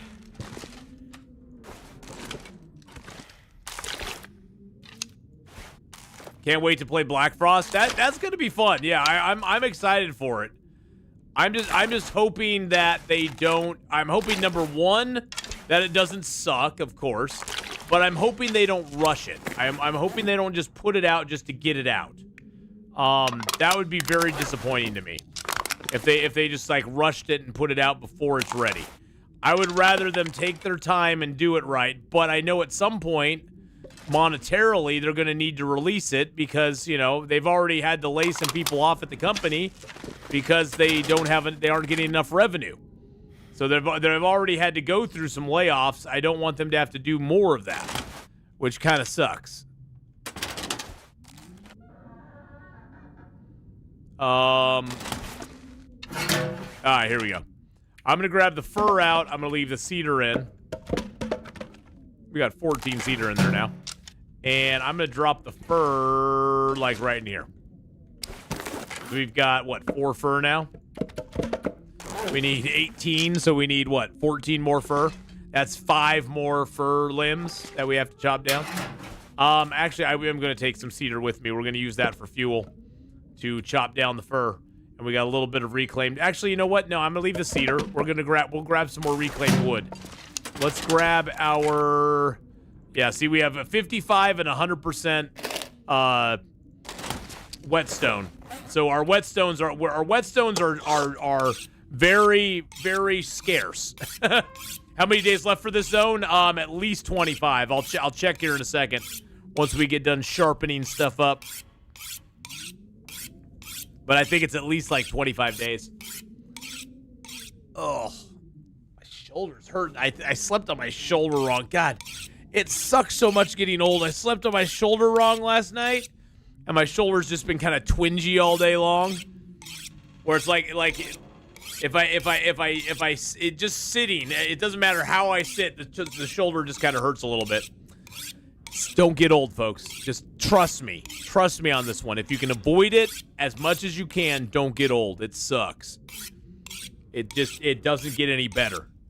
Everybody who's young is like, I just wish I was older. No, you don't. No. Enjoy your youth. They waste the youth on the young. Whetstones are really tough sometimes. I don't find a single whetstone in Bleak Inlet. Yeah, whetstones are rough sometimes.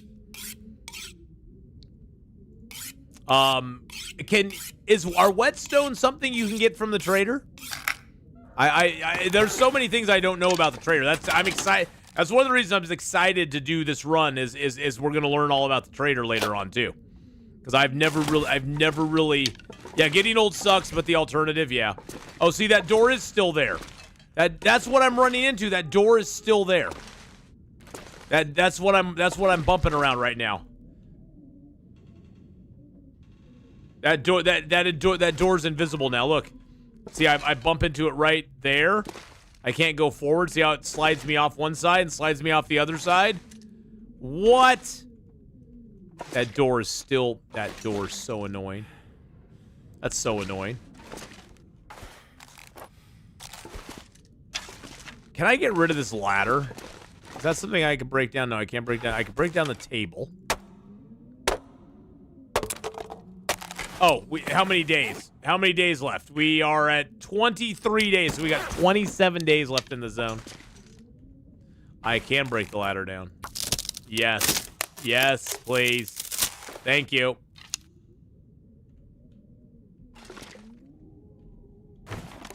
I'm gonna move these boxes. I'm gonna break down these boxes. Don't worry about it. I just want to move them out of the way here.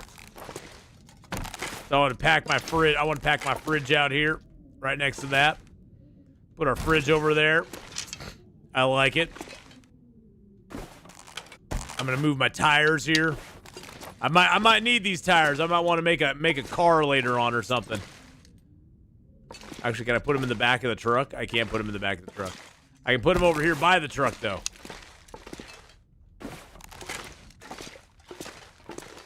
Oh, I can't lay them on top of each other once I take them down. That sucks. Okay, I might just destroy them then. Can I move all of them? No, I can't move all of them either. Oh, that stinks. I don't like that at all. That makes me very sad. All right, I'm just gonna place them out. I hate to destroy the tires. I will destroy this clipboard though. That clipboard's got to go. He does have whetstones to trade. Hint: don't trade for it until the discount comes in. Okay. Yeah, I'm not going to be doing a lot of trading with him until I get the big discount. Until I do the quest for him. I'm not going to do a lot. I got the Pessimon Bar one, and I know there's ones that take batteries, but I'm not too worried about that because I have plenty of batteries already in the zone. So the battery thing doesn't really bother me much.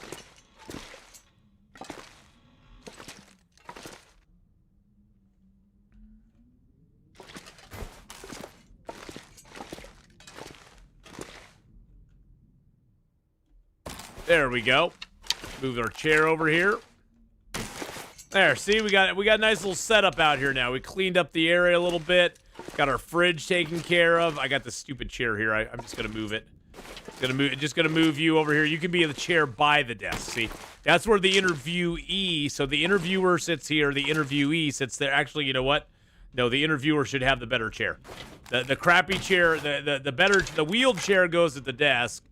The interview person gets to sit in the crappy phony chair, the crappy chair that has no wheels. There we go. There we go. That's it. That's how we take care of that. Now I'm gonna get rid of this clipboard too. You have to do trades to build up trust, but just do the simple trades where you trade raw meat and water till discount. Yeah. Well, you also have to do the quest, don't you? To get other stuff. Don't you have to do the quest as well?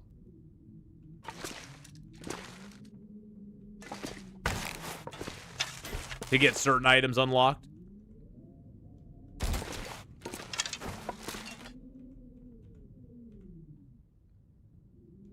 There we go. All right, that's good there. This cardboard's got to go. Bye-bye, cardboard. You gots to go, and I don't want you. The pipes, I can just lay the pipe here. I can lay some pipe. What are you, a rake? What are you doing here, Mr. Rake? You're just raking stuff? I don't like you. I guess we can leave the rake. Yeah, right now I have the right now I have the recovered item one. That's the special request that I need to go find. And then I took the one for the Pessimon Bar and the wolfskin pants because I don't know when I'll get those again. I have multiple car batteries already in the zone, so I don't really care. And I got lamp oil already in the zone, and those are just lamp oil, cloth, and car batteries. And I have all that pretty much already in the zone. So for that, I'm good to go.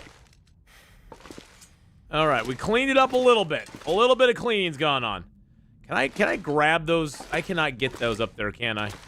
I cannot get that up there either. Can I get up there somehow? I don't think I can. Hoping I could. Yeah, I can't jump. I want to jump so bad. But I can't jump up there.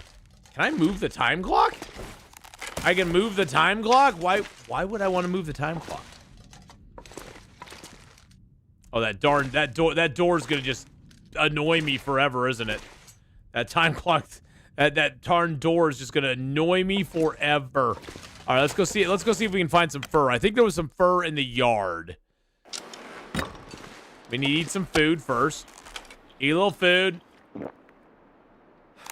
Get a little water. Go cut a little. We need to get some. I want to get at least one fur today. Look for wolves. We always got to check for wolves before we go out. All right. I think you can customize in here as well. Yes. So this is one of the outdoor areas. Well, outdoor areas that you can customize in. So you can customize in here as well. So you could put out lamps out here and stuff. Seriously, game.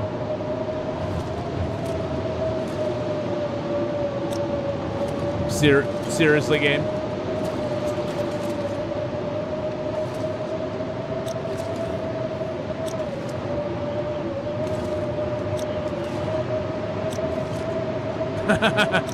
It won't let me leave without leaving customization. Wow. Well, I guess we aren't going outside to get any more fur right now. The game has decided for us that we need to stay inside and do stuff. That kind of sucks.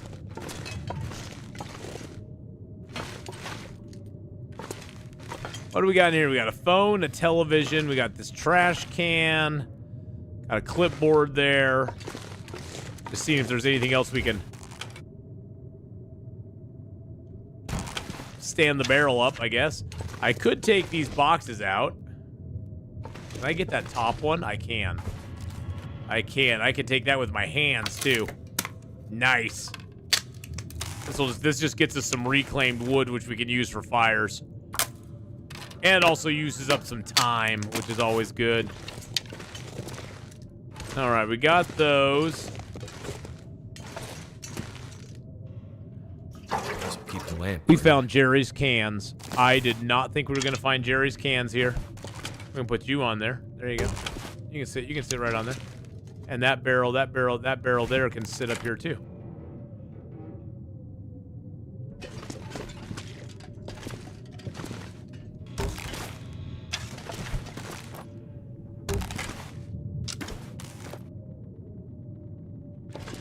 Oh, it won't fit in that way, huh? Okay. All right.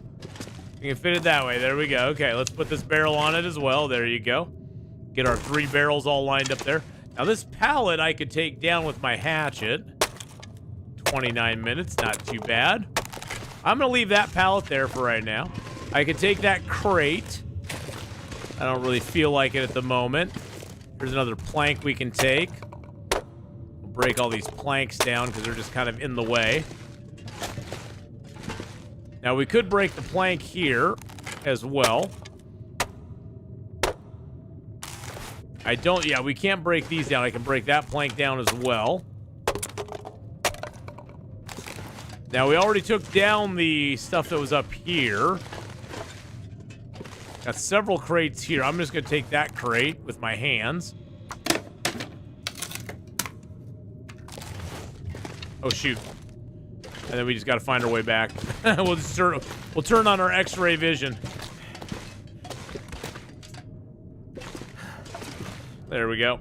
All right. And do I have any food on me right now? I do not have food, but I do have water. Actually, I have the crackers on me. I can just eat those. Actually, that's sort of emergency food, isn't it? Oh, I have the dog food on me. I'll eat that.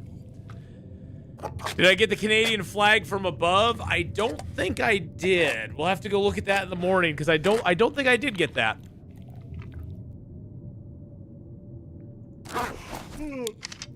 Oh, nom.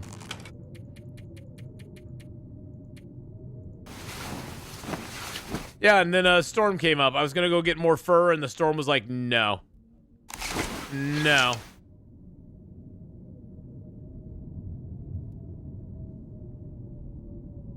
Checking on my order.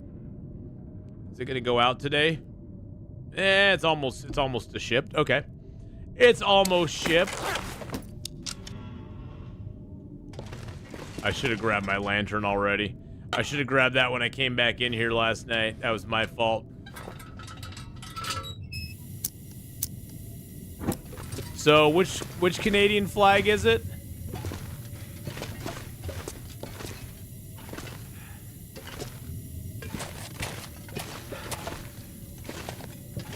Where's the Canadian flag at? Oh, this one here.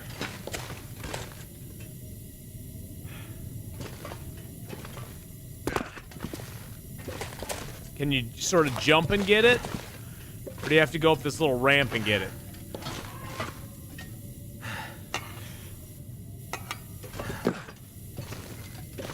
I don't know if I don't know if I can get it or not.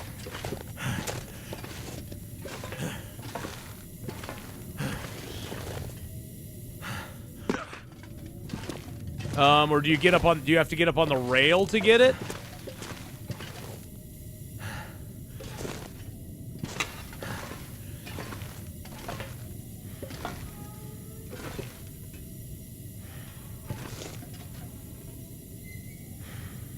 I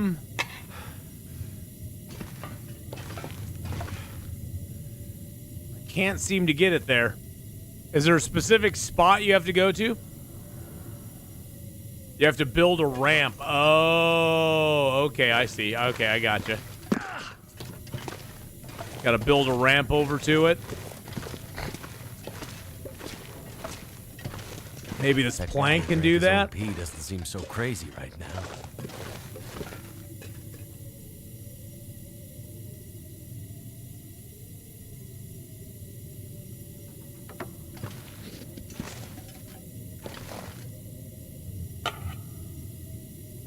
There we go. No problem. Look at us. First try, baby. First try.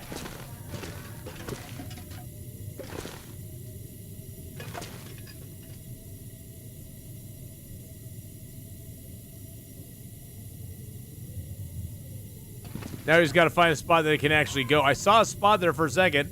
The spot right there. It's only gonna. It only goes on that wall there. You cannot change its orientation. You can't change its orientation. Okay. It just kind of waves there. It just kind of waves. It's moving. It moves. Oh, we can put it. We could like put it right there. There we go. Yep. Put it right in front of our window there. Now, does it actually? It does actually clip in, because it's moving back. It's actually a moving object, which is wild. We got the flag. We got the flag, boys and girls. It's still a nice. Yeah, it is a nice decoration, isn't it? It is kind of cool. I'm gonna have to leave something behind. Nah. He's got to come out here and eat some moose meat. Hoo-ha-ha. We're getting a little low on the old moose meat. We're going to have to go hunt some wolves here pretty soon. We got bear meat and wolf and moose meat, but we're going to be burning through it all.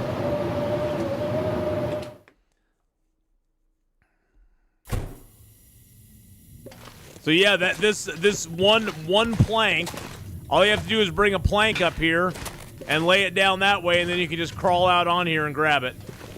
You can't get back, you have to just jump down after that, but that's pretty easy to do.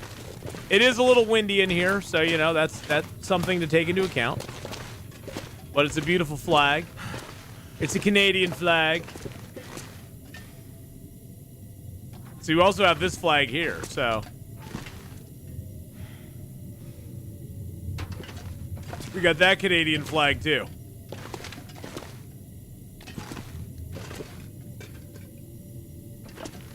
Our place is starting to look kind of nice. I like it. We got a little fire barrel in here. Turn that grill handle away from me there. There we go. Got our woodworking table. Got our curing box. Let's see how the curing box is doing. Oh, it's all cured. Everything's cured in it. I forgot I had all this meat in here too. Too heavy. Yeah, I forgot I had all that in there. And each one of these gives me 900 calories of unsmellable meat. Now, this was moose meat I put in here, which is not the most efficient meat to put in it, but it's nice. I like it. All right, let's just go ahead. Let's stockpile some of that in here. We obviously will not take all of this with us, but it's good to have like 3 pieces on us while we're traveling.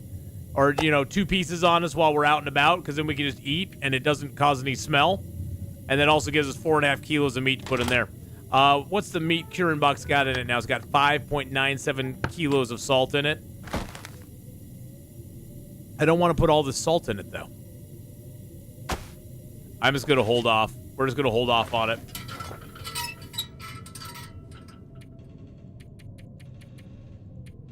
Let's just pass a little time.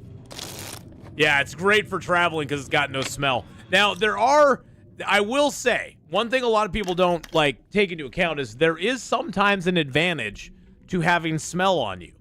If you know you're going into an area that has lots of hills and there's lots of wolves in it, it's great to have the meat on you to draw them out of that area, kill them, and then go into that area. And you can do that. You can do that either by it's especially really good to do if you can do it While if you can do it when you have archery 5, because then you can basically crouch I'm not sure I can carry and much shoot the more. wolves and they'll never see you, which is actually pretty fabulous. Gonna fill up with these little jobbies. Actually, you know what? I should have probably filled up with the big boy, but that's okay. What the heck just happened? I just have no idea what just happened. What the heck is this? Hold on a second. What is this?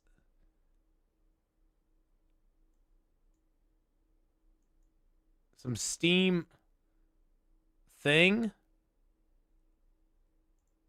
I have no idea what that was. It's some Steam ad or something to download some game. All right, let's go ahead and put the tip-ups up here again because I'm not going to use those right now. Today our goal is to go get some fur. I want to go get some fur today. We need the fur so we can make the bearskin bed.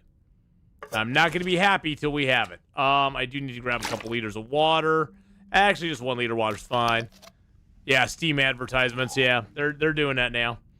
All right, let's grab the water. We got that meat on us. That's great. Let's get our bow out. It sounds like there's no wind out right now. Oh, I did get all that wood. I was like, what is weighing me down right now? I have a ton of reclaimed wood on me. I don't need all of this. I don't need 27 pieces of reclaimed wood. Maybe...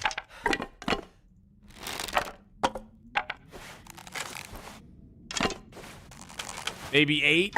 Yeah, let's get 8. That way we can have enough. Okay, that invisible door is gonna bother the heck out of me. That thing is annoying. Big time annoying. Attracting wolves in a safe way is great to take them out and make the area safer. Yes, exactly. All right, I have that there. I'm not gonna worry about that right now. We do have a little bit more moose meat out here, by the way. We got like what, 4 more pieces of moose meat? Yeah, those are all big pieces too. So we got a little more moose meat out here we could cook if we wanted to. I thought there was a fir right out here, but it looks like it's a cedar. Yeah, that's a cedar.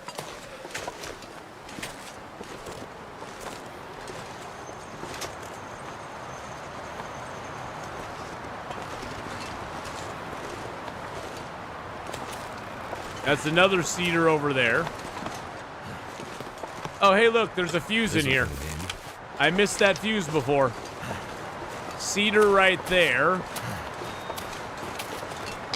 Cedar.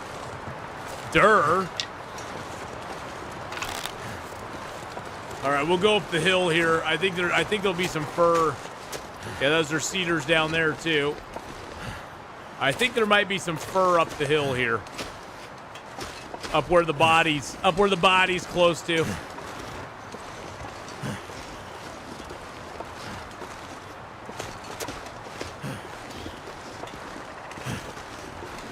Hey, there's some fur and some ptarmigans. I might actually kill a few ptarmigans and just make some broth.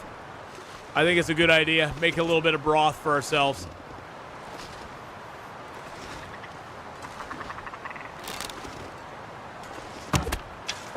Really?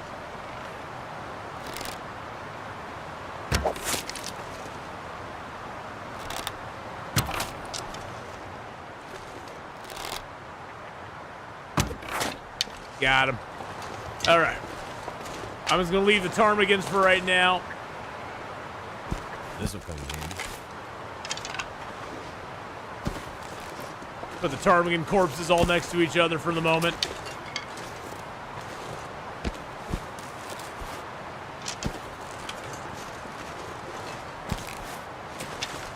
All right, we do have a little bit of a windbreak possible here, which is good. Let's see. Yeah, the wind's coming. Yeah, this is a windbreak right here. So we could build a fire here. Can we get a Maglins fire? That would be fantastic. Yes, we can. Okay. Perfect. A free fire is always good. I see dur when I need fur. I see dur. No dur. I always see dur. Dur. All right, let's throw a couple reclaimed woods on there.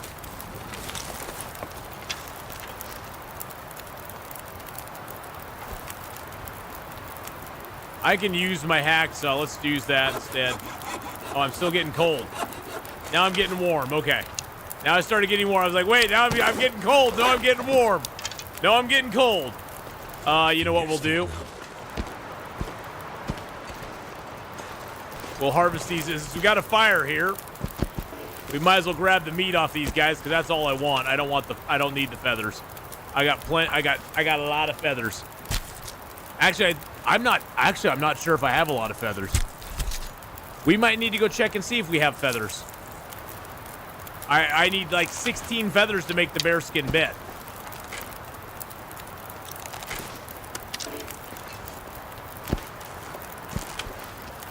We should probably go check and see if we got the feathers. Because this would give us 8. This would give us 12 feathers, so 3 out of 4 is good. At least a couple broths. Yeah, 3 out of 4 is not bad. I was just upset that I didn't get the 4th one.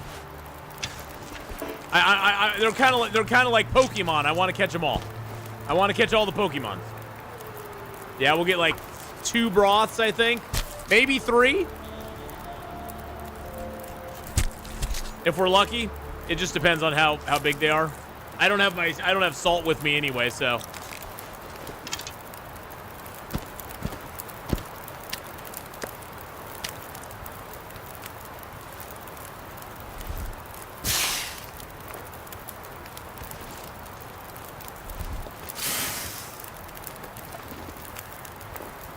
I was gonna grab some torches here. To carry. And then we're gonna head back down real quick.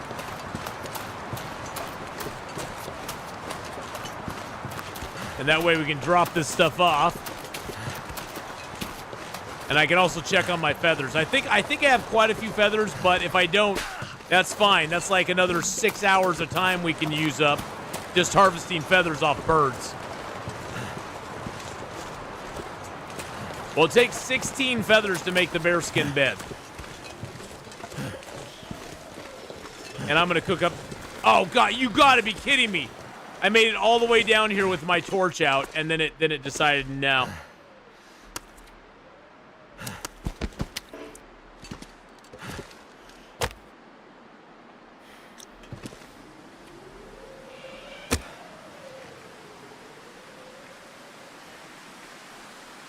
And then it decided no. I'd suck at ptarmigan hunting, need more practice, wish the game would let you make other meat broth. Well, one thing you can do, Goblin Fox game, and I didn't do it here, but one thing you can do that makes your ptarmigan hunting a little bit better is you can utilize the fire hardened arrows. If you're having trouble hitting them with regular arrows because they all run away, use fire hardened arrows. They will not flee if you miss them with a fire hardened arrow. So you can shoot a bunch of fire hardened arrows at them and they don't run. So definitely make fire hardened arrows instead of using regular arrows. Same thing with rabbits. Rabbits and ptarmigans are great to use the fire hardened arrows on. And you want to use them on that.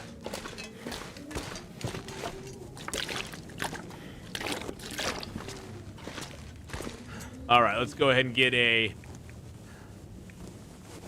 fire starter here. And fire hardened arrows are cheaper. They just cost you feathers and sticks. That's all it costs you. So I would definitely use those. Speaking of sticks. Nope, not there. Speaking of sticks.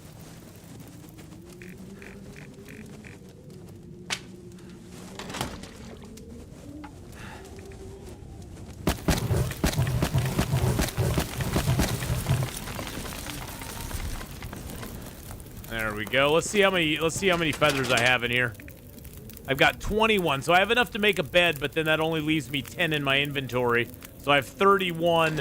Yeah, it's probably going to be better to do that. But yeah, the fire hardened arrows are definitely the way to go. Definitely the way to go. Where's my broth? What am I missing? Oh, I'm missing my salt. I need my salt. Salt. Actually, let's go ahead and get a pan down here. Me down. Shh. Calm, my child. Calm. We'll get the moose meat down. Then we'll get the broth going.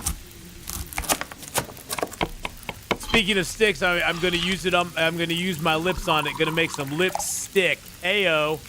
So 33 and 34, and then we can go into crafting here. Oops, I need to grab a few feathers out. I should have had some fire hardened sticks out there as well, or some fire hardened arrows myself. And we are going to go in here and craft up some fire hardened arrows with our knife. And just 5 sticks and 3 feathers. It's not that bad. And that gives you 3 arrows. That gives you 3 fire hardened, which is really nice, because then if you want to use them and you got your regular arrows out, just switch with R, and now you have your fire hardened. The only thing you need to do is remember to switch back before you face a wolf or a bear or something, because fire hardened arrows do diddly squat against anything larger than a rabbit. And I mean diddly squat. The wolf or bear will just look at it and go, "Oh, you wanted to tickle me? What's going on?" And then you die. This pack is getting too heavy to carry. We'll do one more fire. I don't need any more fire hardened arrows. 3 is enough. 3 is plenty.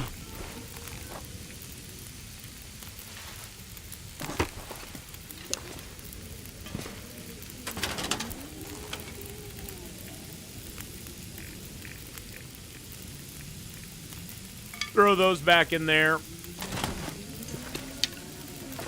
29, 28. All right. Have I been in the ravine? Yeah, we went to the ravine. I didn't spend really any time in there, because it's not one of the zones. It's not one of the zones that we're doing 50 days in. Oh, I can make 3 broths. That's awesome. Make another broth. Sweet. Yeah, oh, I've done that too. A donkey, I've done that too. I've learned the hard way on those as well, and not switched back when I was supposed to, and paid for it. So, believe me, I've done that as well. All right, let's go ahead and drop the cooked meats here.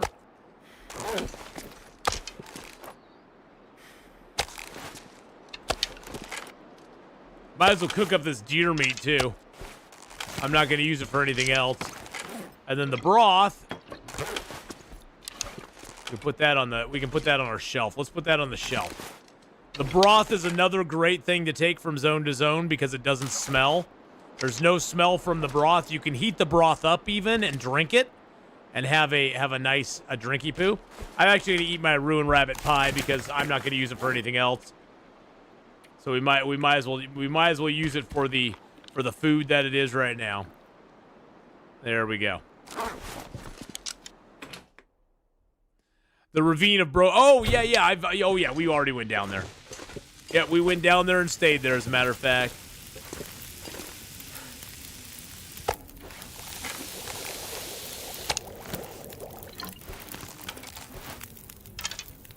And then you die. No deaths. No deaths. No whammies. No whammies. How long have we been in Broken Railroad so far? We've been here 25 days. 24 days. We've been here 24 days. So we've been here about half the time. But we have things we still want to do. We want to get the bed made. I got housing concerns to take care of.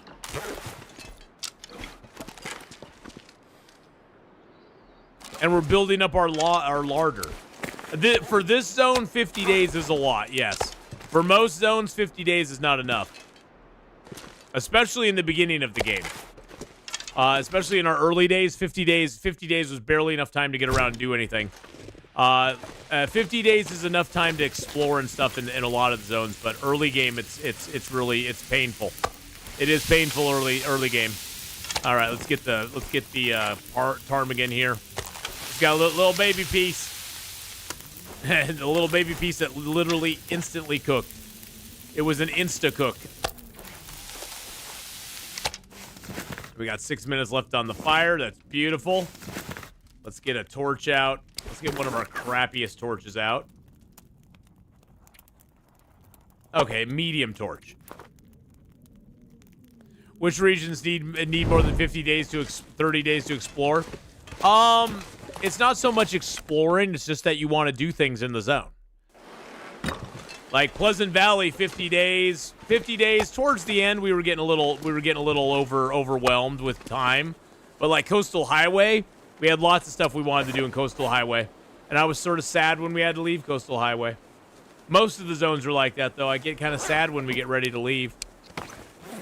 Because there's still lots of stuff to do most of the time. Lots of things we can do.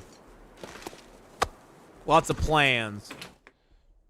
But yeah, 50 days is a good challenge, though, because you do actually have to start fighting. You have to start fighting the boredom. Plus, I want to get to 1,000 days on this run, and to do that, we need to have lots of times in each zone. And 50 days without leaving the zone makes it a little bit tougher, which is kind of fun. If we could just be wandering around randomly, it wouldn't be as much fun. It definitely gives us something to do in the zones. It gives us a goal. And it also gives us some time to, gives us some time to clean up and do a little bit of stuff. Getting close to story part 5 soon? Yeah. Yeah, it is. I know a lot of people are excited for it, though, so I'm not one of them, but I'm excited for it coming out so I can stop hearing people complain about it. That's what I'm really excited about, is that people can stop complaining about Part 5 not being out. I think that's the most exciting thing I got going for me with that. But yes, I know a lot of people are excited for Part 5 coming out for the story. And it will be nice that it's finally over. It will be super nice that it's finally over. I wish they had focused more on Part 5 a couple years ago instead of doing stuff like the misery mode. I think Hinterland has mismanaged a lot of its time. And I'm not saying that as a bad thing. I'm not saying that to bash on them. I just think that they've mismanaged some of their time doing things that weren't really necessary. And I don't know any of the behind the scenes. It may be that those things they did, like making misery mode, have nothing to do with the delays on Part 5, but I just have a hard time believing they couldn't have spent time working on Part 5 instead of doing misery mode. It just, to me, it doesn't seem like it seems like one is not one directly affected the other, I guess. Maybe it didn't. Maybe it doesn't. I don't know. But I think that, once they get done with Part 5, it's going to be great because now they can concentrate solely on Black Frost. They aren't going to be doing anything really with Long Dark. They'll have a small team working on Long Dark, just fixing bugs and stuff. But there will be nothing major going on in Long Dark from going forward. And then, are you hyped by story mode? Not really, no. Story mode's not why I play this game. That's the thing. I was playing Long Dark before story mode was a thing. I was playing Long Dark with no intention of ever doing no care about a story mode in it, really. Because I started playing back in early 2017. And there was no story mode back then. To me, Long Dark was, hey, you make your own story. That's what's kind of cool about it. You are the storyteller. Whatever you want to do, that's up to you. There's nothing guiding you. There's nothing telling you you have to go certain places. And so for me, being hyped by story, I'm not really hyped by story mode the whole lot. I mean, have a new Tales quest line a year later. Do they have plans for another Tales quest line? I don't know. I haven't seen anything on that. For me, survival mode has always been the focus. Exactly. Survival mode's always been the focus. I found survival mode to be more interesting because to me, survival mode is unlimited. There's no end to survival mode. The only end to survival mode is if you die. That's your only ending in survival mode. Which I find to be kind of exciting. That makes it to me kind of like there's a finality to it, I guess. And in story mode, there's a definite, starting, beginning, middle, end, that sort of thing. And that's fine. And I'm not against that. It's just not what I play the game for. But I get people being excited by it, and that's totally cool. And will I play it when it comes out? Hell yeah, I'll play it when it comes out. Why not? I want to know how it ends. It's just not something that I'm like, oh my god, I can't wait till it comes out. When it comes out, it comes out. I've always said I would rather them concentrate on giving us better stuff and fixing bugs in survival mode than finishing story mode.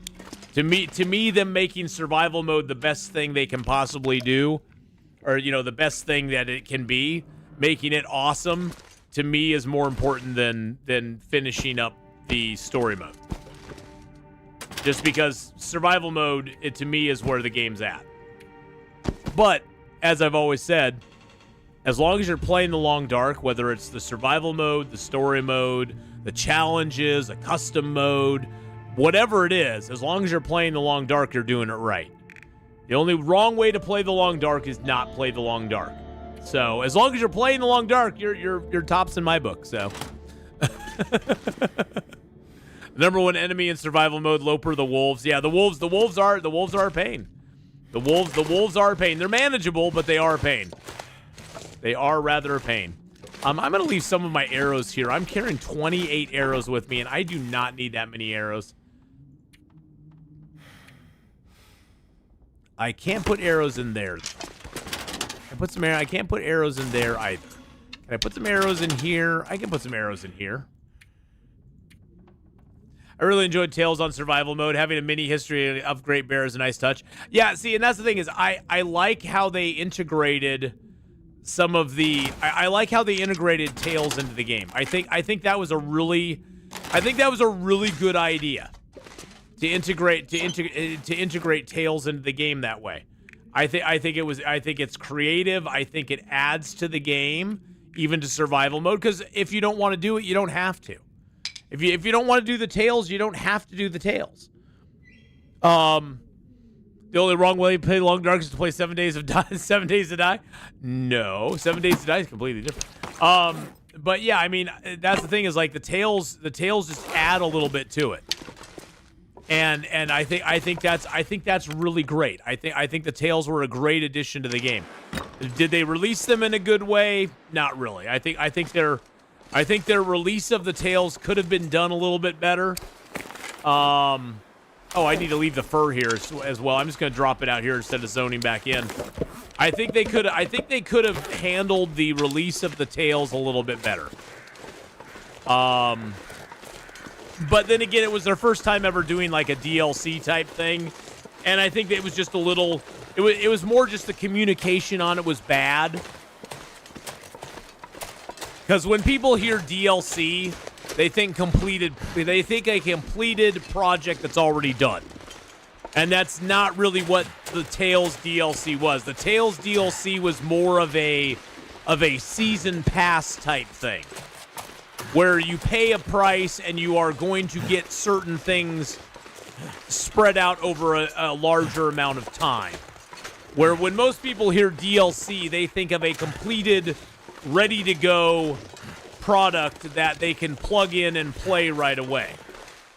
And that's not really what Tales was. Tales had some stuff at release, some stuff later on, and some stuff even more later on. So it was more just a bad way of promoting it than anything else. And I think they learned from that. And I think that they won't do that again. Can I get a mag lens going, please? Yes. But yeah, I think that was the main gripe with the Tales from the Far Territory. Is number one, we knew that even though they said it was going to be released over 1 year, we all knew instinctively that they would never hold to that. We knew that wasn't going to happen. It's Hinterland. They aren't gonna be able to release things in a timely manner for the most part. That just isn't them. I wish it was, but it just isn't. We are going to get cold here. I'm just going to throw a couple more reclaimed on there. And a couple more sticks. There we go.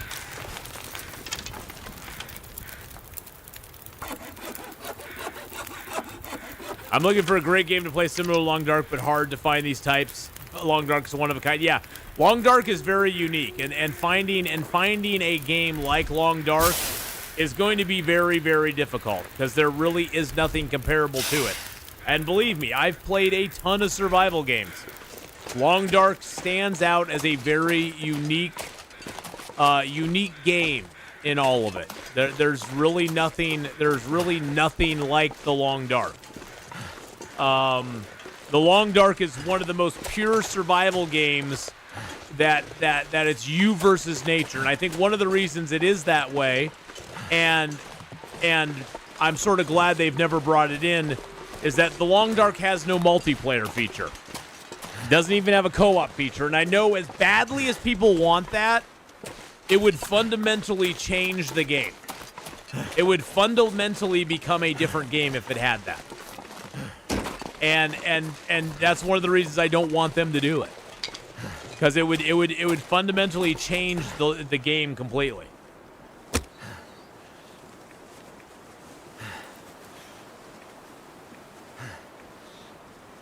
And so I hope they don't do that. I mean, I know they're going to do that with Black Frost, but I hope they never do that with Long Dark. And I don't think they will. I think it's meant to be a solo play experience, and that's going to be all it ever is. But I know a lot of people were not happy that it's not multiplayer. That's one of the biggest complaints I usually see about it is I wish it was multiplayer. I wish it was multiplayer. And it's like, yeah, well, you know what? There's a reason it's not. The vibes on it would be completely different if it was.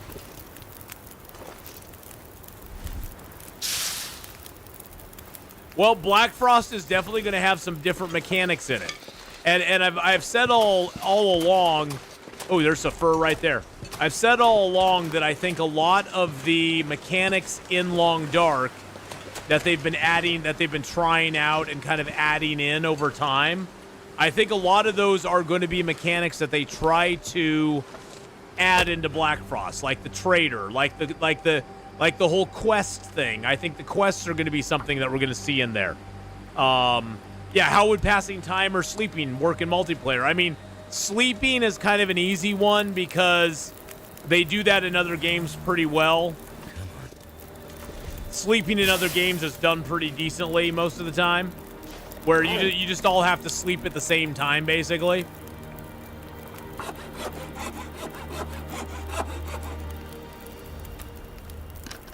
But I don't know how passing time would work. And also, say one person in your party gets injured or killed. Well, what do you do now? I mean, do you all start over, or does that one injured party member or killed party member get a respawn or something like that? I don't know.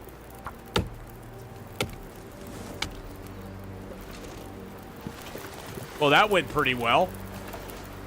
I like that quite a bit. Everybody is the other stream now? What other stream?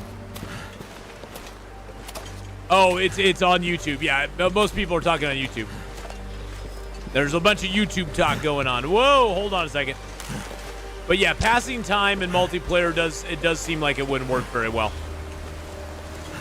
It does. But yeah, I mean, Black Frost is going to be an interesting journey. I'm very curious to see how they do it. I'm very curious to see how they pull off Black Frost. And I would caution everybody. This is Hinterland's first attempt at a multiplayer game. It's not going to be great. It's going to be good, but you have to remember, Hinterland is really good at making solo player games. They aren't real good at making multiplayer games because they've really never made any multiplayer games before. So just, you know, be cautiously optimistic with it, but don't really like bash it if it's not exactly perfect as a multiplayer, because it's probably not gonna be. It's probably not gonna be. I want a multiplayer Long Dark with PvP, where you can fight against zombies and undead wolves. I want that too. That'd be awesome. That'd be awesome in Long Dark. Have a zombie mode for Long Dark. You know, sort of like how they did with like Call of Duty. Have a zombie mode for Long Dark, where all the zombies come in on you. We need to get some food. I'm starving myself here. Oh yeah, Hinterland is taking a huge leap with multiplayer in Black Frost. It's gonna be something that they're gonna have some growing pains on. They've mastered over the last decade making a great solo player game. And I really do believe that probably the solo play in Black Frost is going to be really good. I think solo play in Black Frost is going to be really good. I'm not sure how well they're going to do on the multiplayer end. I don't think it's going to be horrible, but I think there is going to be some growing pains. There's going to be a little bit of a struggle at the beginning to kind of get it down.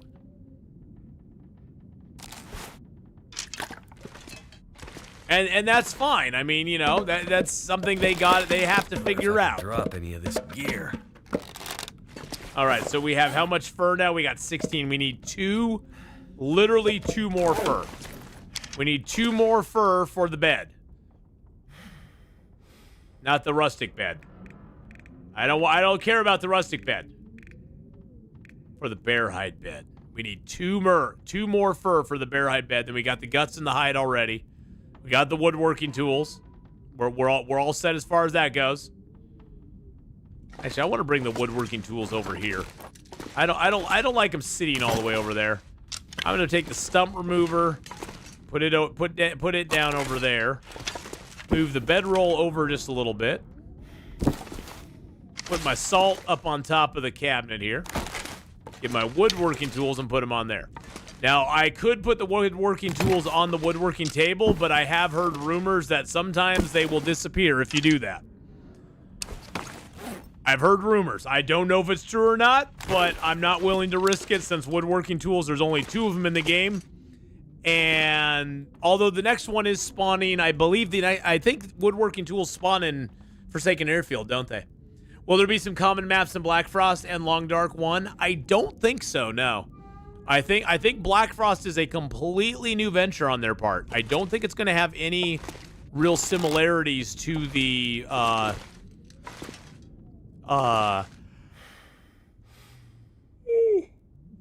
original Long Dark game.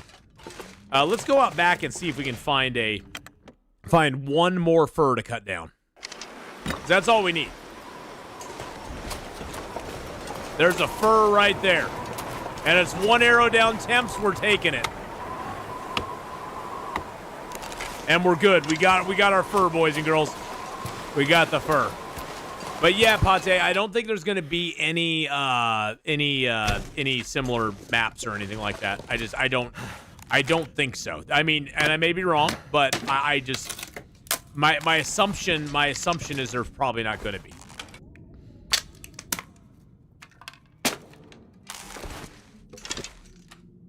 Because they are 2 completely different maps. Or completely different games. And I think they'll have completely different maps.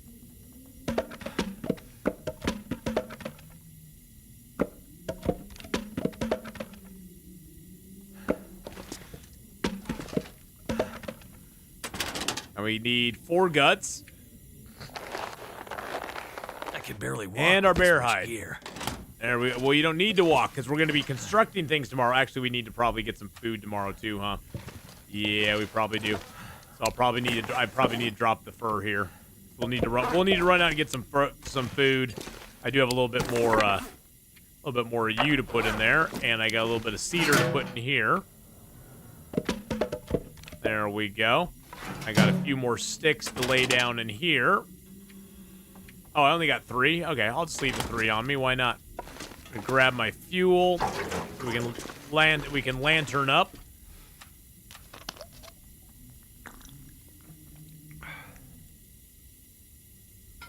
I'm curious on how dangerous storm patterns will be in Black Frost, as it said in the diary on Steam. Don't know. And remember, things on Steam are always subject to change. Do I have any idea of the launch of Long Dark 2? No. I would say don't expect it before mid-2027 at the earliest. Mid to late 2027 would be my guess. They may have... The only thing that could change that is if they have to push it out because they are needing money. Hinterland has had to lay some people off recently because their money is not, you know, they're you know, because of finances, basically. It's not that they're going broke or anything or they're going to go out of business. It's just they have to tighten their belts because they have no active products really other than Long Dark and Tales from the Far Territory out right now. I'm sure that with the introduction of Wintermute Episode 5, that will spur people to buy the Long Dark a little bit more, which would be great. But I don't think there's going to be there's not going to be a massive uptick. A lot of people own it already. So there will be some people that buy it, but I think that will spur on a little bit of sales for them. But I don't know. I don't know how far along they are on Black Frost. I mean, they're working on it for sure, but how far they are along on it, who knows? And do I want them to release it early before they've really got it kind of like ready to play? Probably not. I'd rather have them give us a product that is in decent shape before they release it, because if they release something, this is the catch-22 all these companies get themselves in. They want to release an alpha product, but if you you know, or an alpha or beta or whatever you want to call it, in early access, I guess is the way they put it now. But if you release it in early access and it sucks, it just absolutely sucks, it's going to make people never want to play it again, for the most part. Now, there are, of course, some exceptions to that. The most notable one being No Man's Sky, which really, really sucked when it first came out. And it's not even that it sucked. It just didn't deliver on its promises when it first came out. Although, with time, it's gotten a lot better. And it's gotten way better over time. So there are exceptions to that rule, but not in general. And that exception makes the rule. That if you put out an early access that people are really hyped for, and it's not that great, you're going to have a hard time, you know, getting those people back. You're going to have a hard time getting them to want to ever play your game again. And that's good. That's the dilemma that companies find themselves in is, do we release it? Is it at a state where people probably won't be happy with it completely, but they aren't going to be unhappy with it? You got to make sure that people aren't completely unhappy with it more than even them being happy with it. I don't think it's going to come out in 2026, to be honest. I mean, if it came out late 2026, that would be the very earliest I think that it'll come out. I have a feeling it's probably going to be first quarter 2027, if not mid-year. That'd just be my guess, based on the things I've read and the things I've seen online about it. I have a feeling that's probably closer to when it's going to release. But you never know. I mean, if they really push hard, but the thing is that Hinterland doesn't work on crunch. They're very proud of not like making their employees do the whole crunch thing where they are working, you know, 16, 20-hour days, you know, or what, you know. They're very proud of not having their workers work those kind of hours, and I'm happy for them on that. That's kudos to them for that. You know, that's a big feather in their cap. But at the same time, it does delay their products. It does make your products come out slower. That's just the reality. It's not that it's good or bad. It's just the reality of it. It's going to make your stuff come out a little slower.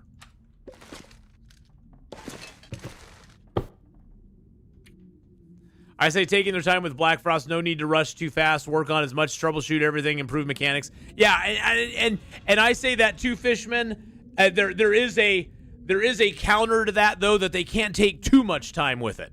They have to hit that sweet spot, especially now that they've announced it. They have to hit that sweet spot between overworking it, spending too much time developing, testing. At some point, they have to go, okay, it's good enough to put out, and people will, be happy with what they get, and then we can improve and make things better in it as we go. There's that sort of cutoff point where they have to decide to put it out, and I hope they find that good sweet spot. It's hard to find, especially on a highly anticipated product. It's hard to find that sweet spot where you can put it out, people will be happy with what they got, but they'll be hungering for more, and that it doesn't have too many bugs where people are like, this is just a buggy mess, I'll never play it again. We saw that with Wild West Dynasty. That's a perfect example of a game that was very hyped. People were very hyped for Wild West Dynasty when it came out, and that game absolutely sucked. It was buggy, the quests didn't work, nothing worked in that game properly. And it made people never want to play it again. And me being one of them, I was like, yeah, I'm not playing this anymore. I have no interest in waiting for them to try to fix it. It came out in such a bad state that people didn't want to bother with it. And see, that's the thing, Kenneth. That's my fear. That's my fear, and I'm hoping the laying off staff at Hinterland is a sign that they are like, okay, we know what we need to do to manage our money up until the point that we release Black Frost, and that means we have to sacrifice some staff today to make sure that we have enough funds to last us all the way to the point where we feel comfortable releasing it in the form that we want people to see it as. And so I'm hoping that's the direction they're going. And I think it probably is. I'm hoping that means that, yeah, money is tight, but by them laying off some people, they can go ahead and keep the money they have to stretch out that time that they have to release the game in a form that's going to be decent. And let's be honest, a lot of tech companies have gotten really bloated over the years. And I'm sure Hinterland has not got as bloated as some of them, but a lot of tech companies, game development companies, have really gone through a lot of bloat over the last decade. And that's why, these games are costing, not Hinterland specifically, but a lot of these AAA games are costing hundreds and hundreds and hundreds of millions of dollars before they even release anything. And then you get things like Concord and Marathon and Veilguard, Dragon Age Veilguard, and stuff like that, which just come out, and they are at best they have mediocre reception, and at worst they're just garbage. But that's the thing, is like they've spent so much money on it that they can't make their money back. It's not even the game's bad. Even if the game's not bad, the problem is it has to be a massive successful hit just to break even. And when you put yourself in that position, how often is that going to happen? I mean, that's the thing, is like a lot of these companies have put themselves in an untenable position where it's almost impossible for their game to make the money back because they spent so much money on it in the first place. And I think that's the sad thing, is that games used to be where they could put a game out, and if it was a moderate success, that was great. They made their money back on it, but a lot of them are so expensive to put out these days that they physically have to have it. They have to have it be like a massive success, or they'll never make their money back, or they'll just break even. And companies don't pour hundreds of millions of dollars into a game just to break even, or just to make a few $100,000. They pour hundreds of millions of dollars into a game because they want that game to make, millions and millions and millions of dollars. There has to be some return on their investment. Hey, by the way, speaking of return on our investment, We got a bearskin bed, boys and girls. Look at that. Look at that. Oh, beautiful. Yeah, and that's the thing is like every release is not going to be a home run. The chances of 10% of releases being a home run are very slim. Let alone you wanting every release to be a home run. That's the thing is like, I think a lot of these companies have been sniffing their own farts too much, and they just think that every release they're going to have is going to be this big ginormous hit. And it's like, well, there's a lot of factors that go into it. I mean, right now, money for everybody is tight. People only have so much money to spend on games and they have to decide which games they're going to spend money on and which ones they're not going to spend money on. And there's certain genres of games that are kind of full, like first-person shooter games. There's a lot of them out there. There's a lot to pick from. Your game is going to have to stand out a lot to make a difference. Like, so, you know, you look at, and price point has something to do with it too. I mean, a lot of these big games, they come out and they're $70, and a lot of people look at it and go, well, I could spend $70 on this one game, or I could buy 3 or 4 games for $20 each and have just as much fun, if not more, playing all those. There's a lot of inexpensive games out there now, and a lot of the indie studios are really taking advantage of that, which is good. I think over the next 5 to 6 years, we're going to see a huge shift in gaming as far as how games are developed, how games are made, how games are brought into the market. We're going to see a huge shift, and I think it's going to be a shift away from AAA companies. We're already seeing that with games like Clair Obscur, Arc Raiders, you know, a lot of the new one. What's the new one that just came out? Slay the Spire 2, which I'm not a Slay the Spire person, but at the same time, Slay the Spire is doing massive amounts of money. I mean, they've sold millions and millions of copies of that game. I think that game, let's see, Slay the Spire to Steam chart.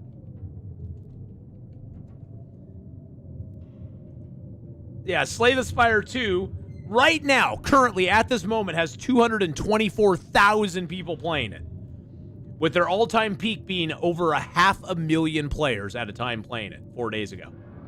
And it just keeps going up and down. It's like it goes up and down between 500,000 and 200,000 people playing it at any given time. And I mean, and I know Slay the Spire was huge.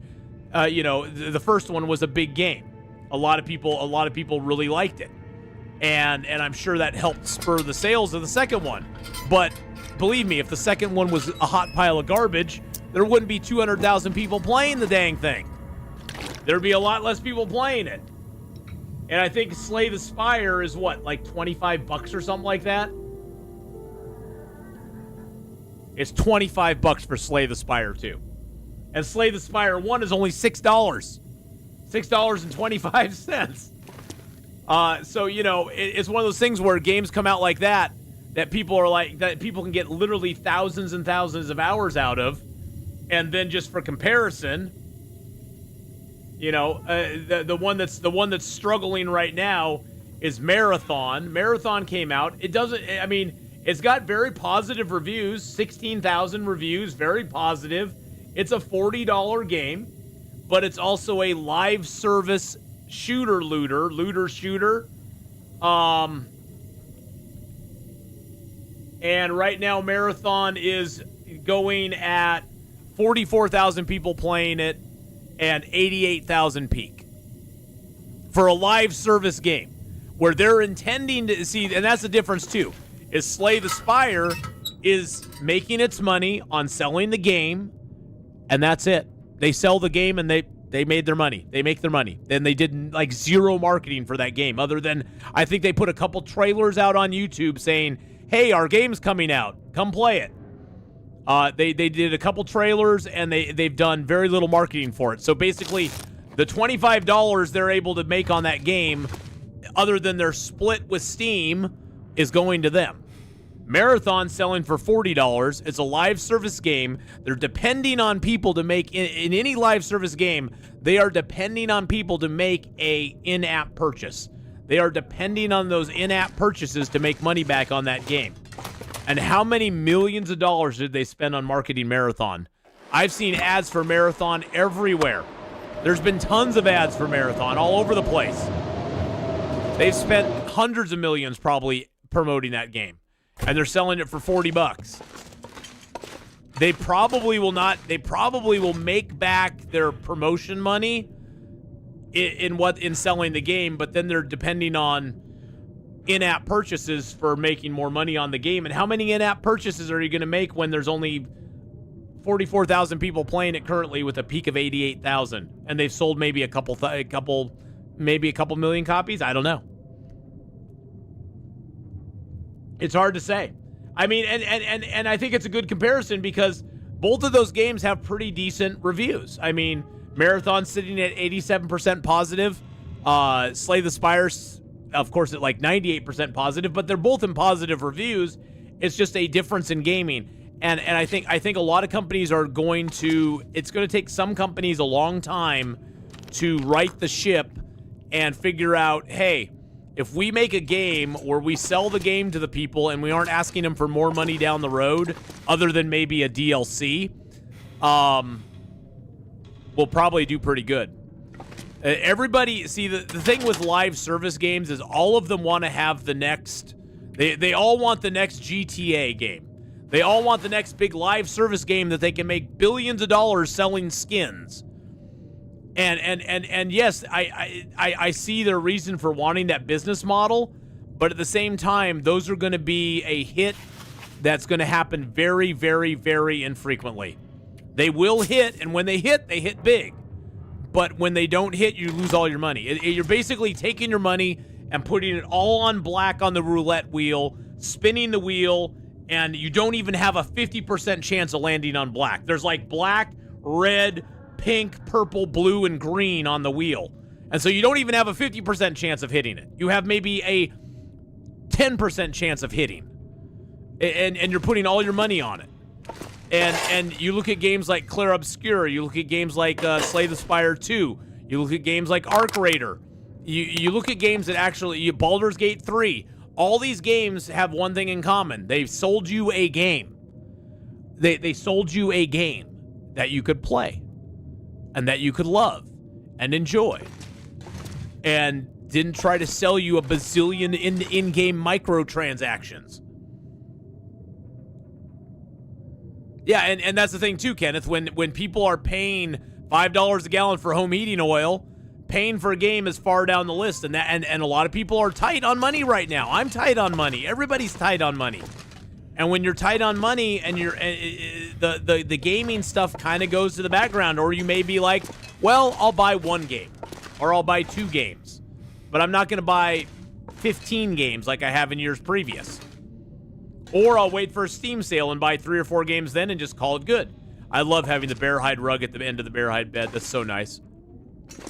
So nice. I do want to change the poster here, though.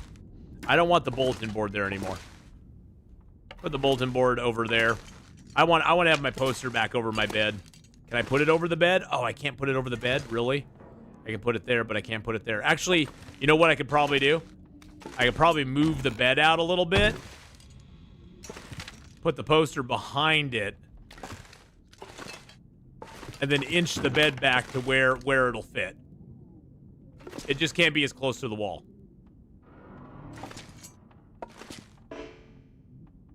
There we go. And then I can move the bear hide rug. Center that. There we go. We got the posters. We got everything. We got everything. We got everything happening here. We'll put the bulletin board above the workbench. But yeah, microtransactions, when they started doing microtransactions in games, that just changed the whole, it changed the whole dynamic of how companies look at those games. And you got to remember, most of the guys that are in these big companies that are deciding what games they're going to make are not gamers. They're businessmen looking at a spreadsheet and going, well, look how much money GTA made. We should make that kind of game because it makes lots of money. You know, they aren't gamers. They don't understand how gamers work. They're businessmen who are looking at a spreadsheet and trying to figure out how to make the most money they can off of gamers. And ultimately, they're kind of looking to screw us gamers when it comes down to it. They aren't looking out for our best interests. They don't care about us. They care about the money that we give them. And so that's why the best thing you can do as a gamer is don't buy slop. Don't buy their game. Don't buy games just to buy games. Don't buy games because of some trend or something. Buy the stuff you enjoy. Buy the stuff that you like to play, and you won't be unhappy with it. Whether it's a $10 game, a $20 game, a $50 game. If you enjoy a game, you won't be sad about buying it. That's how I felt about you, buddy. That's how I felt about you.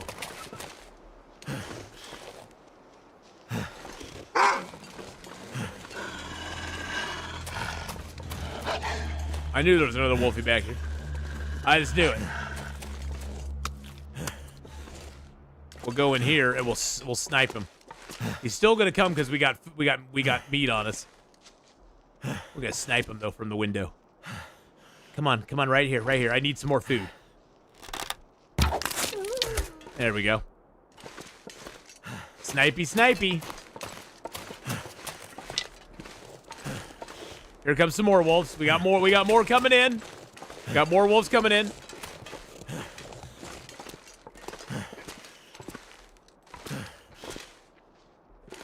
Well, and that's the thing. The gameplay has to be solid in games. I mean, gamers will actually put up with a lot.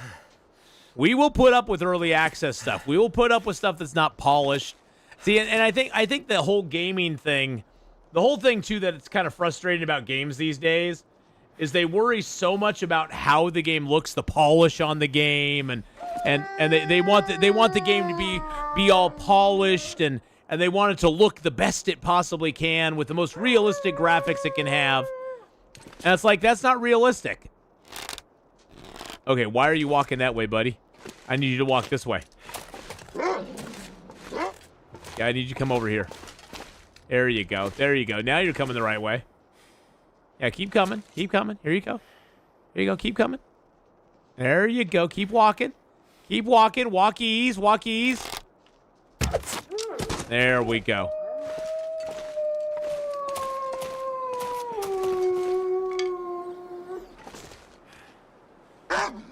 There you go. Come along. Come along.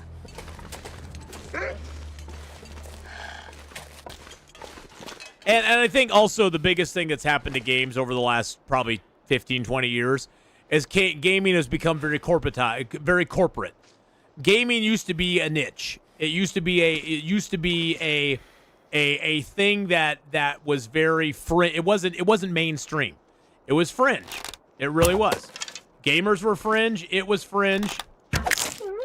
It was not a mainstream activity. And since it's become a mainstream activity, unfortunately, mainstream activities usually die eventually because people move on to the next mainstream activity. Hardcore gamers will always be there. Hardcore gamers will always be gaming. But it's not as it's gone into the mainstream now, and mainstream people kind of move on to the next cool thing once they get done. It's sort of like what I saw in the 80s and 90s with baseball cards and then comic books. It's that same sort of mindset where the investors get into it and all they care about is, well, what's going to be worth lots of money really quick? What can I buy and flip in the next 30 days to make money on? Instead of actually being collectors, instead of being enthusiasts about the product, instead of being people who are actually interested in the actual hobby, they're people who are just glomming on because it's the popular thing to do. And honestly, you see that in gaming as well. There's a lot of big streamers who just play the newest, hottest thing because it's the new hot thing to play. And that's fine. They've built their channel around that. I think that's rather disingenuous because they do not care. They do not care one iota about the game, generally. There may be a few who do, but do people who really care about games move on to the next new hottest game in a week and a half after they've exhausted the hot game of the week already? No. Don't need the hides. Don't need the hides. I just want to get the meat all harvested up first, and then I'll go back and get the hides. Because the meat's the more important thing. But that's the thing is, like, you know, and I have nothing against those streamers. That they've built their streams up over that, and that's cool. You know, they are the, hey, you go to this streamer to see the new hot game. And there's nothing wrong with that. There's always going to be a crowd for that. I kind of like to watch streamers that have their own little niche of stuff they do, whether it be survival, whether it be, you know, action games. There's people who are first-person shooter enthusiasts that all they play is first-person shooter games. And sure, they'll try out all the new ones. Like I try out most of the survival games, you know. That there's a difference in that, you know. But it's different when you have a guy or a gal who just is playing the new hot game because it's the new hot game. And that's fine. Like I said, it's fine that there's people out there like that. But that's how gaming. That's how gaming has, I think, degenerated over the years. How much money was flushed away on comic book speculation back then? Tons and tons and tons. And I try to be helpful to people, and I try to tell them, if you're looking to invest, like actually invest in comic books, do not buy anything that is made after 1978. 1978, 1980 is kind of the cutoff for actual true investments in comic books. And yes, you can find stuff from the 80s and 90s that is worth a lot of money, quote unquote, worth a lot of money. But if you're actually looking for true rarity in comic books, you have to go into the 70s, 60s, and 50s to find that rarity. You have to go before there was a direct market for comic books. Once the direct market for comic books happened, the whole industry changed. Because before the direct market, comic book companies were like magazine companies. Anything that was unsold was returned to the company and destroyed. There was no secondary market on comic books back then. Once the direct market came about, whatever they printed was what was out there, period. So in the 70s, say they printed 1 million of a certain issue, or let's just say for easy sake, they printed 100,000 copies of Superman. And they sold 40,000 copies of Superman on the newsstands. Well, guess what? The other 60,000 were returned to them because the stores would get their money back when they returned those issues. And so they would return 60,000 issues of Superman. They would be destroyed. And so now there's really only 40,000 of those in existence anymore. Maybe a few here and there because maybe somebody at the comic, at the newsstand would not remember to return it or something. But in general, companies would a big company like, say, Fred Meyer or, one of the big supermarkets would return all of those to the comic book company, and the comic book company would destroy them, and they would be gone forever.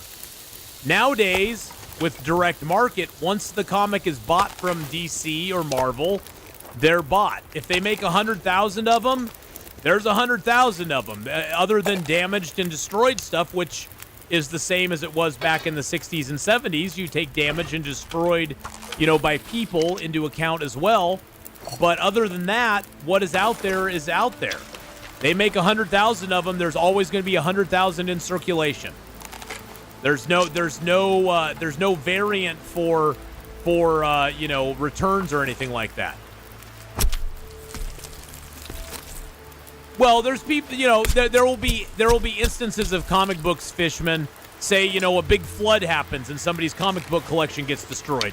So there's always going to be instances of issues that are damaged and destroyed over time because of natural disasters, people having house fires, people's collections getting ruined or whatever. but the odds of there being good quality comic books pre or post 1980 and especially post 1990 are much higher than pre 1980. Not only the 80s were kind of the sweet spot. The 80s were the beginning of the direct market, but it was before it became hip to collect comic books. So there's a lot more damaged and destroyed books from the 80s than there are from the 90s on. Because after the 90s happened, more people started like collecting, let's say became collectors.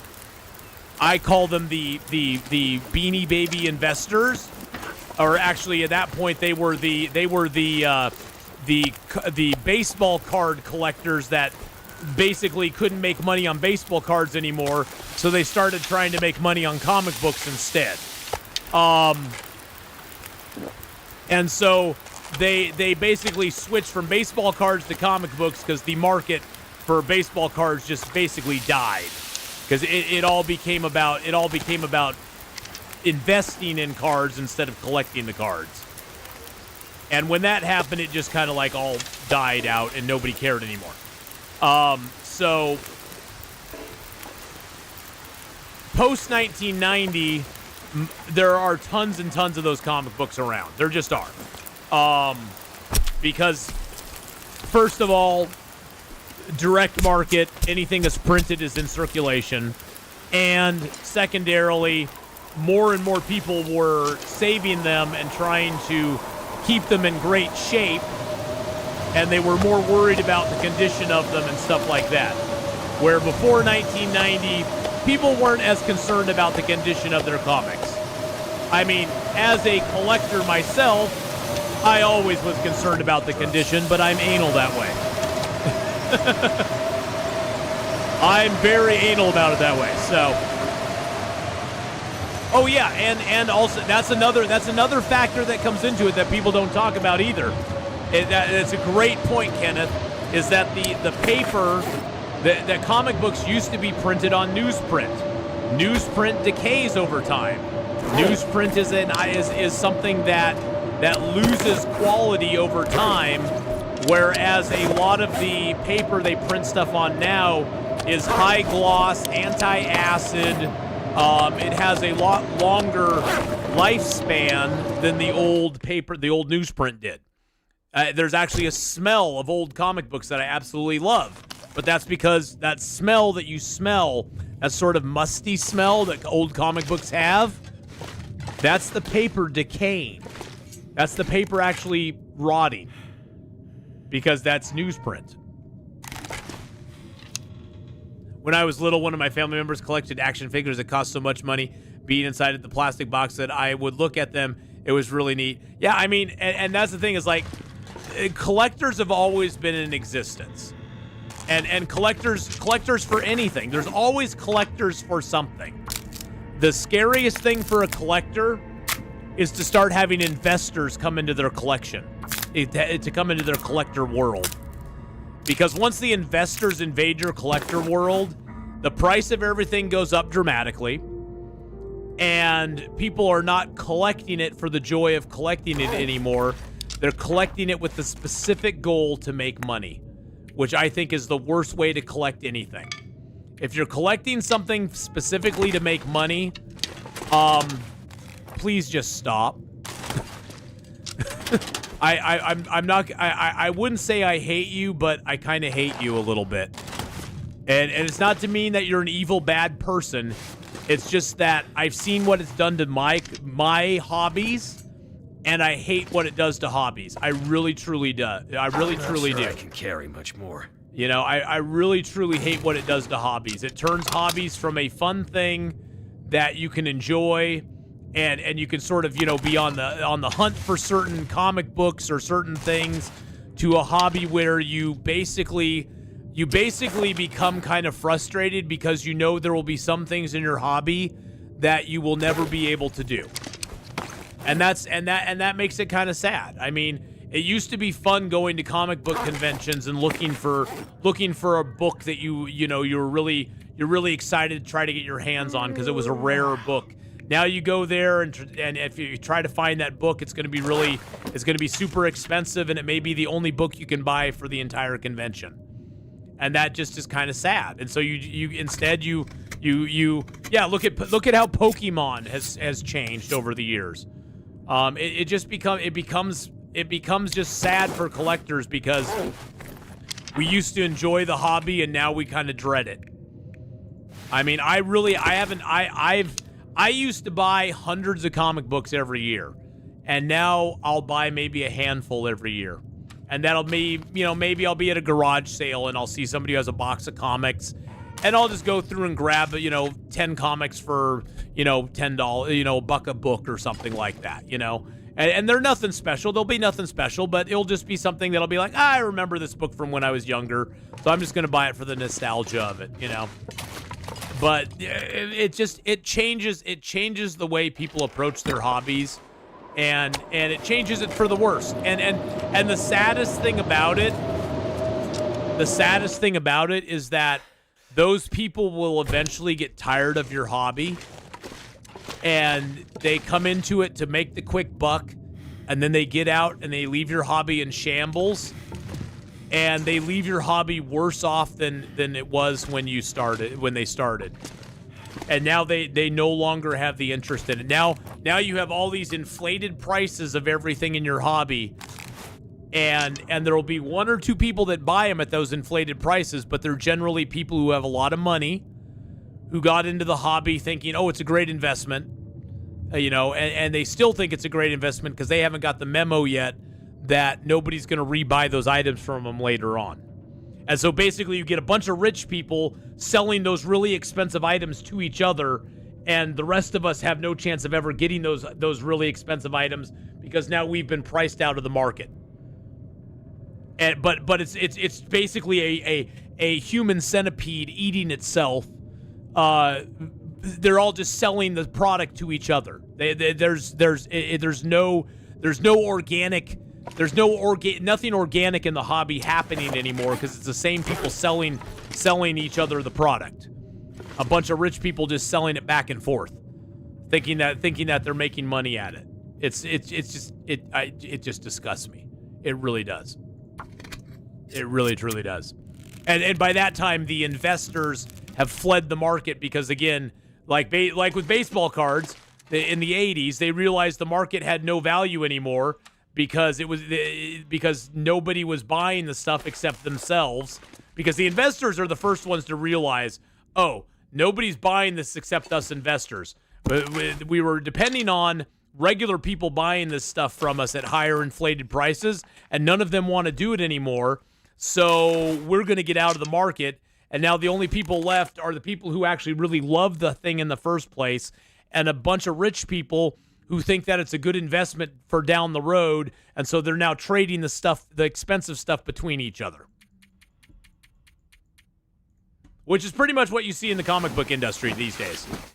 There's a bunch of people doing the PSA or CGC graded stuff, and they sell it for ridiculous prices to each other. But no normal person is going to buy a CGC thing. I have like one CGC book, and I only bought it because I wanted to help support the creator. When the Rippaverse was first coming out, I bought a CGC ISOM #1 just because I wanted to help support him. I don't have any illusion that this is going to be anywhere ever worth anything that I paid for it, but I just wanted to support the creator of it. Actually, it's ISOM #2, but I wanted to support him, and so I bought it. I bought a couple CGC graded things from him because I just wanted to support him. And hail to the Rippaverse and to Young Rippa. But I wanted to support them, and so I bought those. But that's the only CGC stuff I even have. Everything else I have is raw. It's either raw or I have it in a collection. Like I'll have the Absolute Watchmen or the Absolute Crisis on Infinite Earths, or I'll have the Marvel 1602 in the collection. I'll buy them in that form so I can read them. But all of my other comics I have raw. I don't slab anything. I think this is another big problem with the greed angle and the investment angle, is everybody wants to get their books and their cards and stuff slabbed, so they have slabbed product, and so they have a artificial increase in the price on it, which is what that pretty much is. It just gives an artificial increase in price on the product, which is kind of sad as well. But, you know, that's what they do. It's just another scheme to get people to pay more money for their stuff. Where back in the day, before grading, before official grading like that, you'd go in and you'd haggle with them over the grade. You'd be like, yeah, you know, it's in near mint, but I've seen better. You know, could you come down a little bit on the price? Now they're like, well, it's a CGC 9, and 9s all sell for this price. So that's how it is, you know. It used to be, comic books used to be fun. Before they became a business. They used to be fun. Baseball cards used to be fun. Pokemon used to be fun. You know, we used to have fun with our hobbies. And I guess this all comes back to the same sort of thing happening in video games. We used to have fun with our video games. We used to be excited when Bungie would announce a new Halo game, or when Bethesda would announce a new game or something like that. Now we hear an announcement from them and we kind of just roll our eyes and go, well, I guess we'll see what happens with it. There's just not. I mean, there will always be the sort of diehard crowd that will always, you know, be excited for whatever it is. But the general public, the ones, see, the thing is that what the diehard crowd does not understand, and they go, why isn't our game successful? We don't understand. What the diehard crowd does not understand is that for a game to be successful, you have to sell it to us people who are not the diehard crowd. The diehard crowd is great because that's a guaranteed base that the company can depend on, but the diehard crowd has to understand that the diehards are only worth being that base. That's a base that they have to build upon to make their game successful. The diehards are important because that is like when Black Frost comes out. Just for an example, when Black Frost comes out, the diehard Long Dark fans are going to be the most important segment of the people buying that game. But they're going to have to make the game good enough that people who are not diehard fans buy it to make that game successful. You can't just depend on the diehard fans to make this game successful. You have to have other groups interested in it to make a game successful. That's why something like Expedition 33 did so well. That's why something like Slay the Spire 2 is doing so well, is because it crosses over those boundaries between the diehard fans and what you would call just not even normies, but just more casual players who want to find a fun game to play. Pokemon is still fun. Oh, Pokemon's still fun. Don't get me wrong. It's just collecting the cards is not as much fun as it used to be. From what I've heard. I never collected Pokemon cards.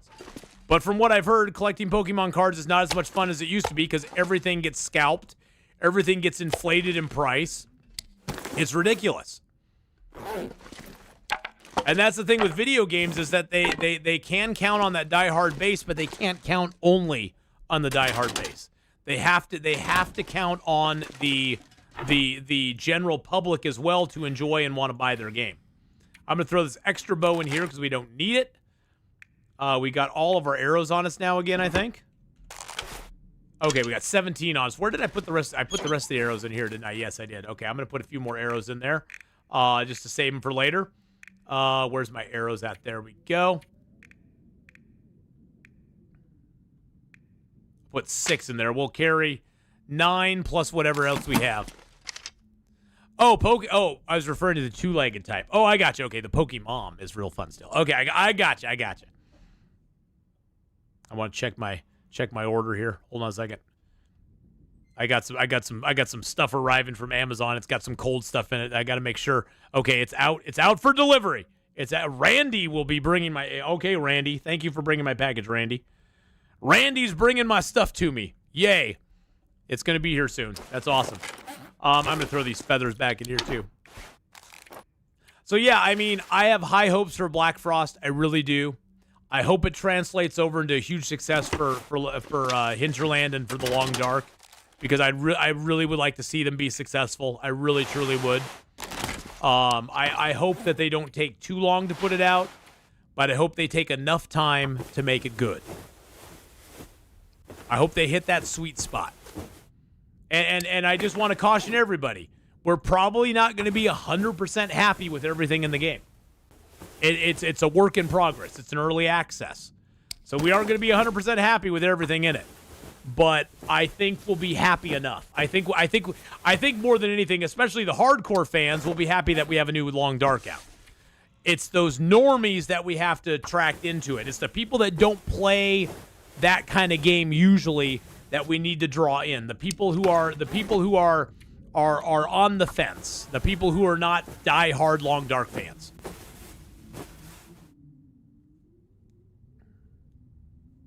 Well, and that's the thing too, is, you know, you watch a lot of stream. I think a lot of streamers get watched because people want to see, do I want to try this game out?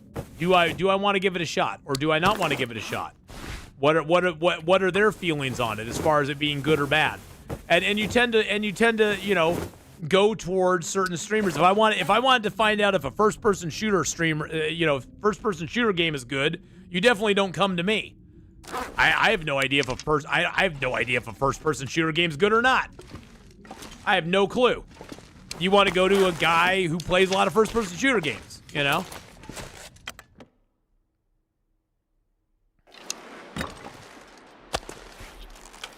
All right, I think we do need to travel back up to the hunting lodge. I think we need to do that.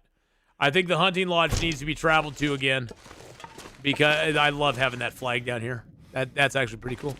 What future games am I excited for? I'm actually, I know everybody's gonna laugh. I'm actually excited to try to play some more of that video game. The video store simulator. I actually enjoyed that. That's probably one that I'm not going to play a lot of on stream, though. I'll probably play it offline more. But I will play a little of that on stream. As far as survival games coming out, I'm actually excited for Windrose coming out. I'm going to try some more I want to play some more Windrose this Saturday. It's just the demo that we're playing right now, but I do want to try some more Windrose. I'm kind of excited about that.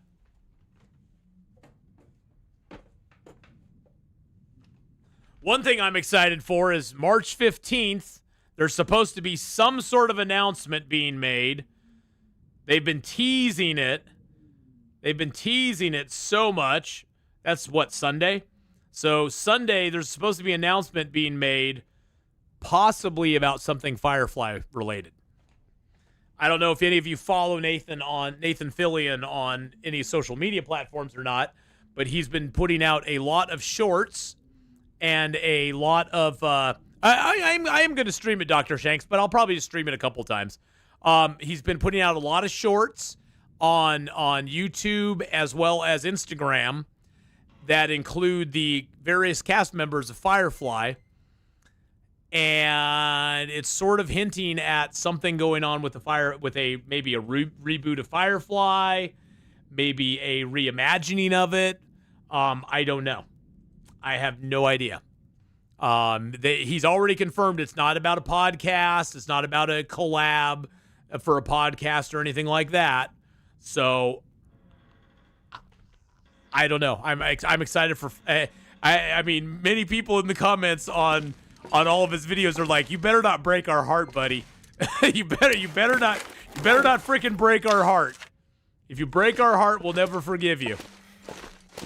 I think I'm going to travel over to the Bear Cave, and that's where we'll leave off. But yeah, I really enjoyed the video game simulator. I thought it was a fun little game. I thought it was a lot of fun. The video store simulator, I should say, not video game simulator. The video store simulator. The video rental simulator, whatever you want to call it. I thought it was a lot of fun. I have a half dozen unopened Pokemon battle packs from the 90s that I bought for like $10 each. I have a deck I used to play with my boys. Nice! There is a wolf out on the lake. I don't like him. I don't like him out on the lake. He makes me scared. Do I have any rocks? I have no rocks on me. There's a rock right here. I'm gonna bring him over to me.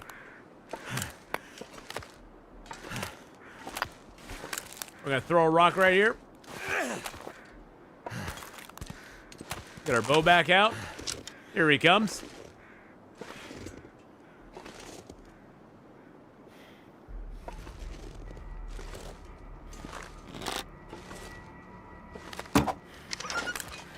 I hit him, but I hit him in the rump.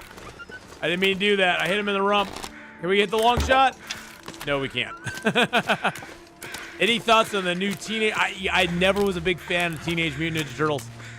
I never was a big fan of Teenage Mutant Ninja Turtles. I didn't really enjoy the comic a whole lot, and I never really read the comic, and I never really enjoyed it a whole lot. There's my arrow. But yeah, I have no thoughts on it because I never really played any of them, and I never really. I read some of the Eastman and Laird Turtles books back in the day, but it never really resonated with me.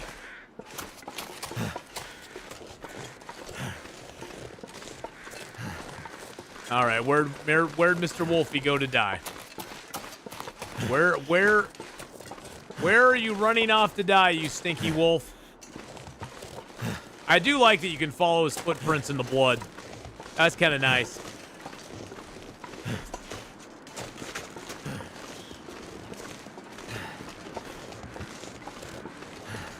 But yeah, I'm excited for Windrose coming out. Of course, I mean, I am, whether I am super excited for it or not, I am excited for, I am anticipating and looking forward to Wintermute Part 5 coming out. I am happy it is coming out. And I am interested in playing it. I think it'll be fun. I think the story will be good. So I am anticipating that coming out, and I think it'll be a good thing. If nothing else, it'll be good just to have it, it'll be wrapping it up. They'll wrap it up and get it all in a nice little bow, tied up at the end. Where did this guy run off with my freaking arrow? Oh my God, Wolfie. Oh my God, Wolfie boy. You have some Yu-Gi-Oh decks too? Yeah, Yu-Gi-Oh was big. Yu-Gi-Oh was big. Very big.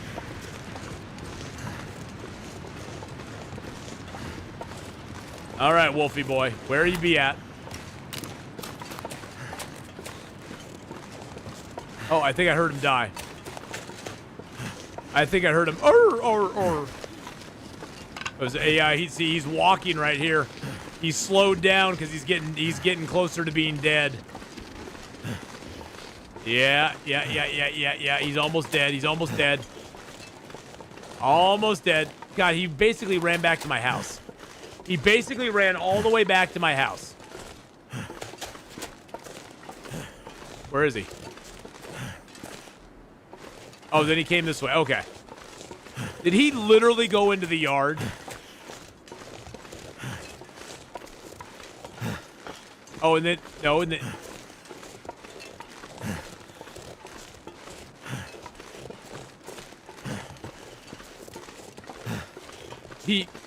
He died right in front of the house. He died right in... I'm harvesting him now. I wasn't gonna bother harvesting him, but I'm gonna harvest him now. Go and die right in front of my house. I was gonna go stay in the bear cave, but I guess we're staying here for the night. So I'm harvesting him up. Jeez Louise, man. Tell you, the wolves never cooperate. The bear bed is worth it over top the dream. Oh, I do need to get it. I don't think there's any dream catchers up in the hunting lodge though, is there? I don't think there is. Yeah, the wolf ran all the way back to my house to die. He was like, "Here, I'll just make it easy on you, Atheenon. I'll just die right here. You can just harvest me up. I don't mind." 30 days of chasing wolves, I know. On Loper, I turned the camp office into a nice base. Yeah, the camp office is a great base. I'm gonna pass time for just a couple hours. There we go. All right, and then we're gonna sleep the rest. I do need to drink though if I'm gonna sleep that long. There we go.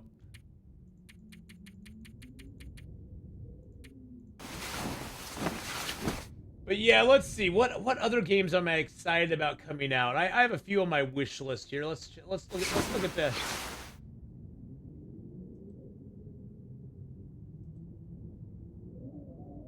There's my wish list. I was like, where's my dang wish list on here? Of course, Retro Rewind is what I'm definitely looking forward to coming out. Black Frost, of course. One that I'm looking forward to that has been in development for a long time is one called Falling Frontier. It's an RTS space battle game, but I know I've talked to the developer. The developer's super cool, and I am looking forward to it. It's very dramatic. Let's see, what else am I looking forward to? What have I added lately that I'm looking forward to? Windrose, of course, that I'm looking forward to. There's some supposedly that are coming out, like there's some that I've just put on my list because I'm interested in seeing what they do. Stuff like Railborn, Permafrost, Echoes of Extinction. I've just put them on my list. I don't really know if I'm even interested in them or not. But Tides of Annihilation looks kind of cool, but it's more of a fighting game. Probably not one I'd play on stream. We Harvest Shadows. I played that, and that was kind of fun. I might want to try that one at some point. Terminator Survivors. That's one that looked kind of interesting. Terminator Survivor looked kind of interesting as well. State of Decay 3. If they ever release State of Decay 3, I would love to try. I would love to play that.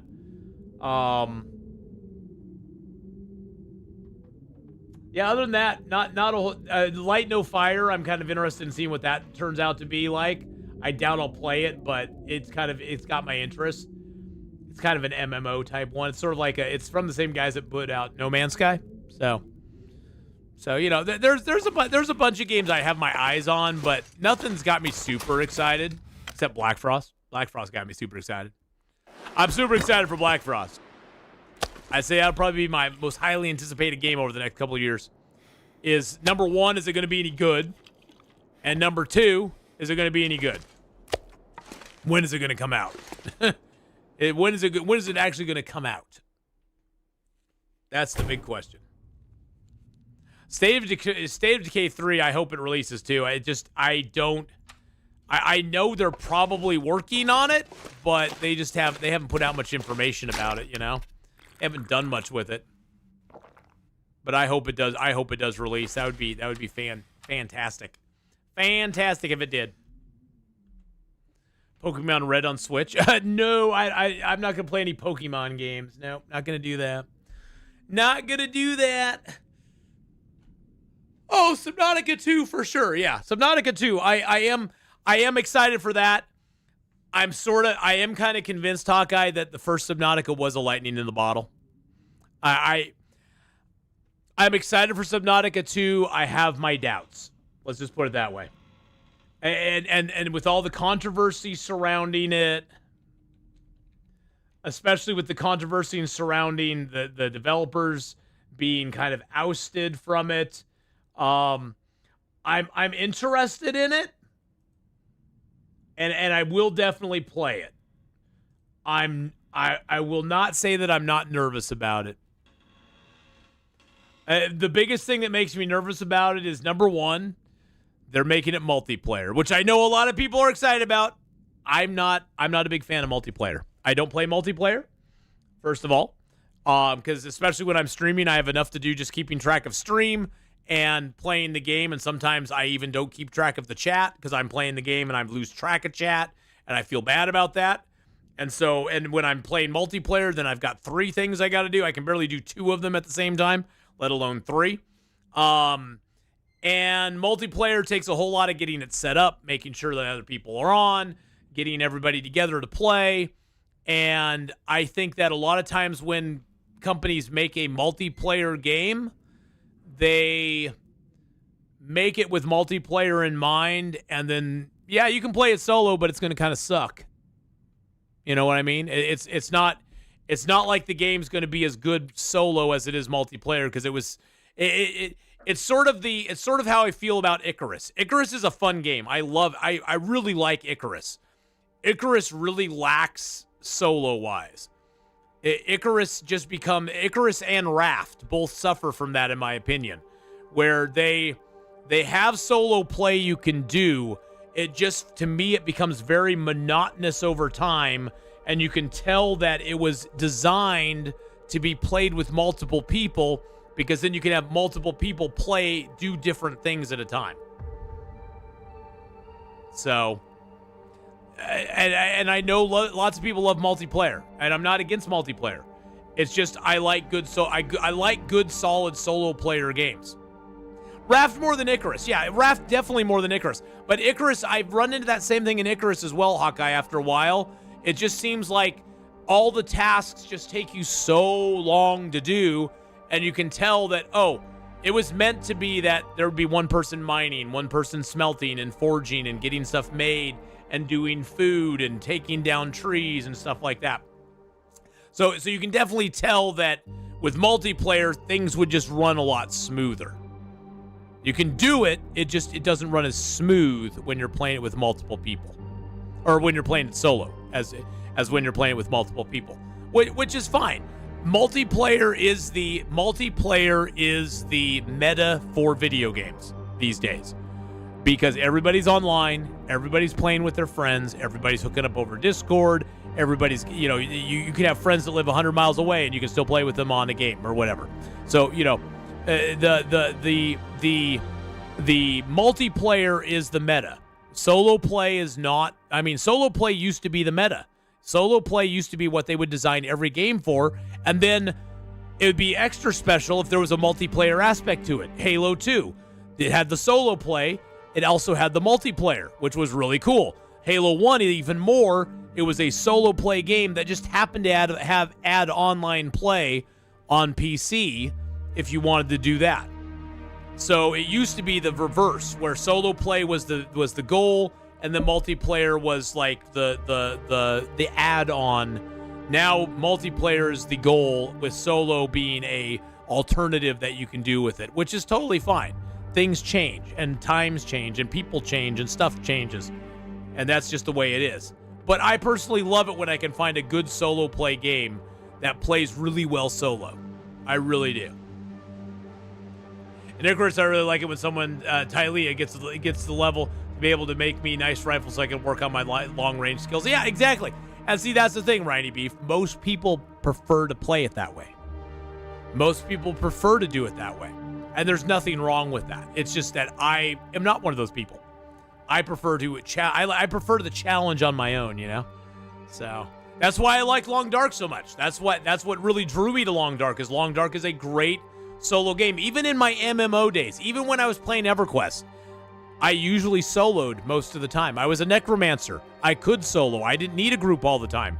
There were certain instances I did need groups, but there was a lot of stuff I could do solo in EverQuest, and I enjoyed it. I enjoyed grouping, but I enjoyed being able to go out and do my own thing as well, and do my own adventures, my own fighting, my own dungeon crawling and stuff all by myself, and not have to count on other people being there to do it with me. So yeah, that's what I like. But anyway, we're now going to switch over and play a different game. We're going to play a little bit of, I got a few hours, just like 2 hours, maybe 3 hours to play some 7 Days to Die. We're going to play a little 7 Days to Die. We are playing in the Wasteland mod, which is a Fallout themed mod. So it has Fallout type stuff. It has mutants. It has radiated people. It has the Brotherhood in it. That sort of stuff. EverQuest was so fun back in the day. Before Planes of Power, EverQuest to me was peak MMO. After Planes of Power, not so much.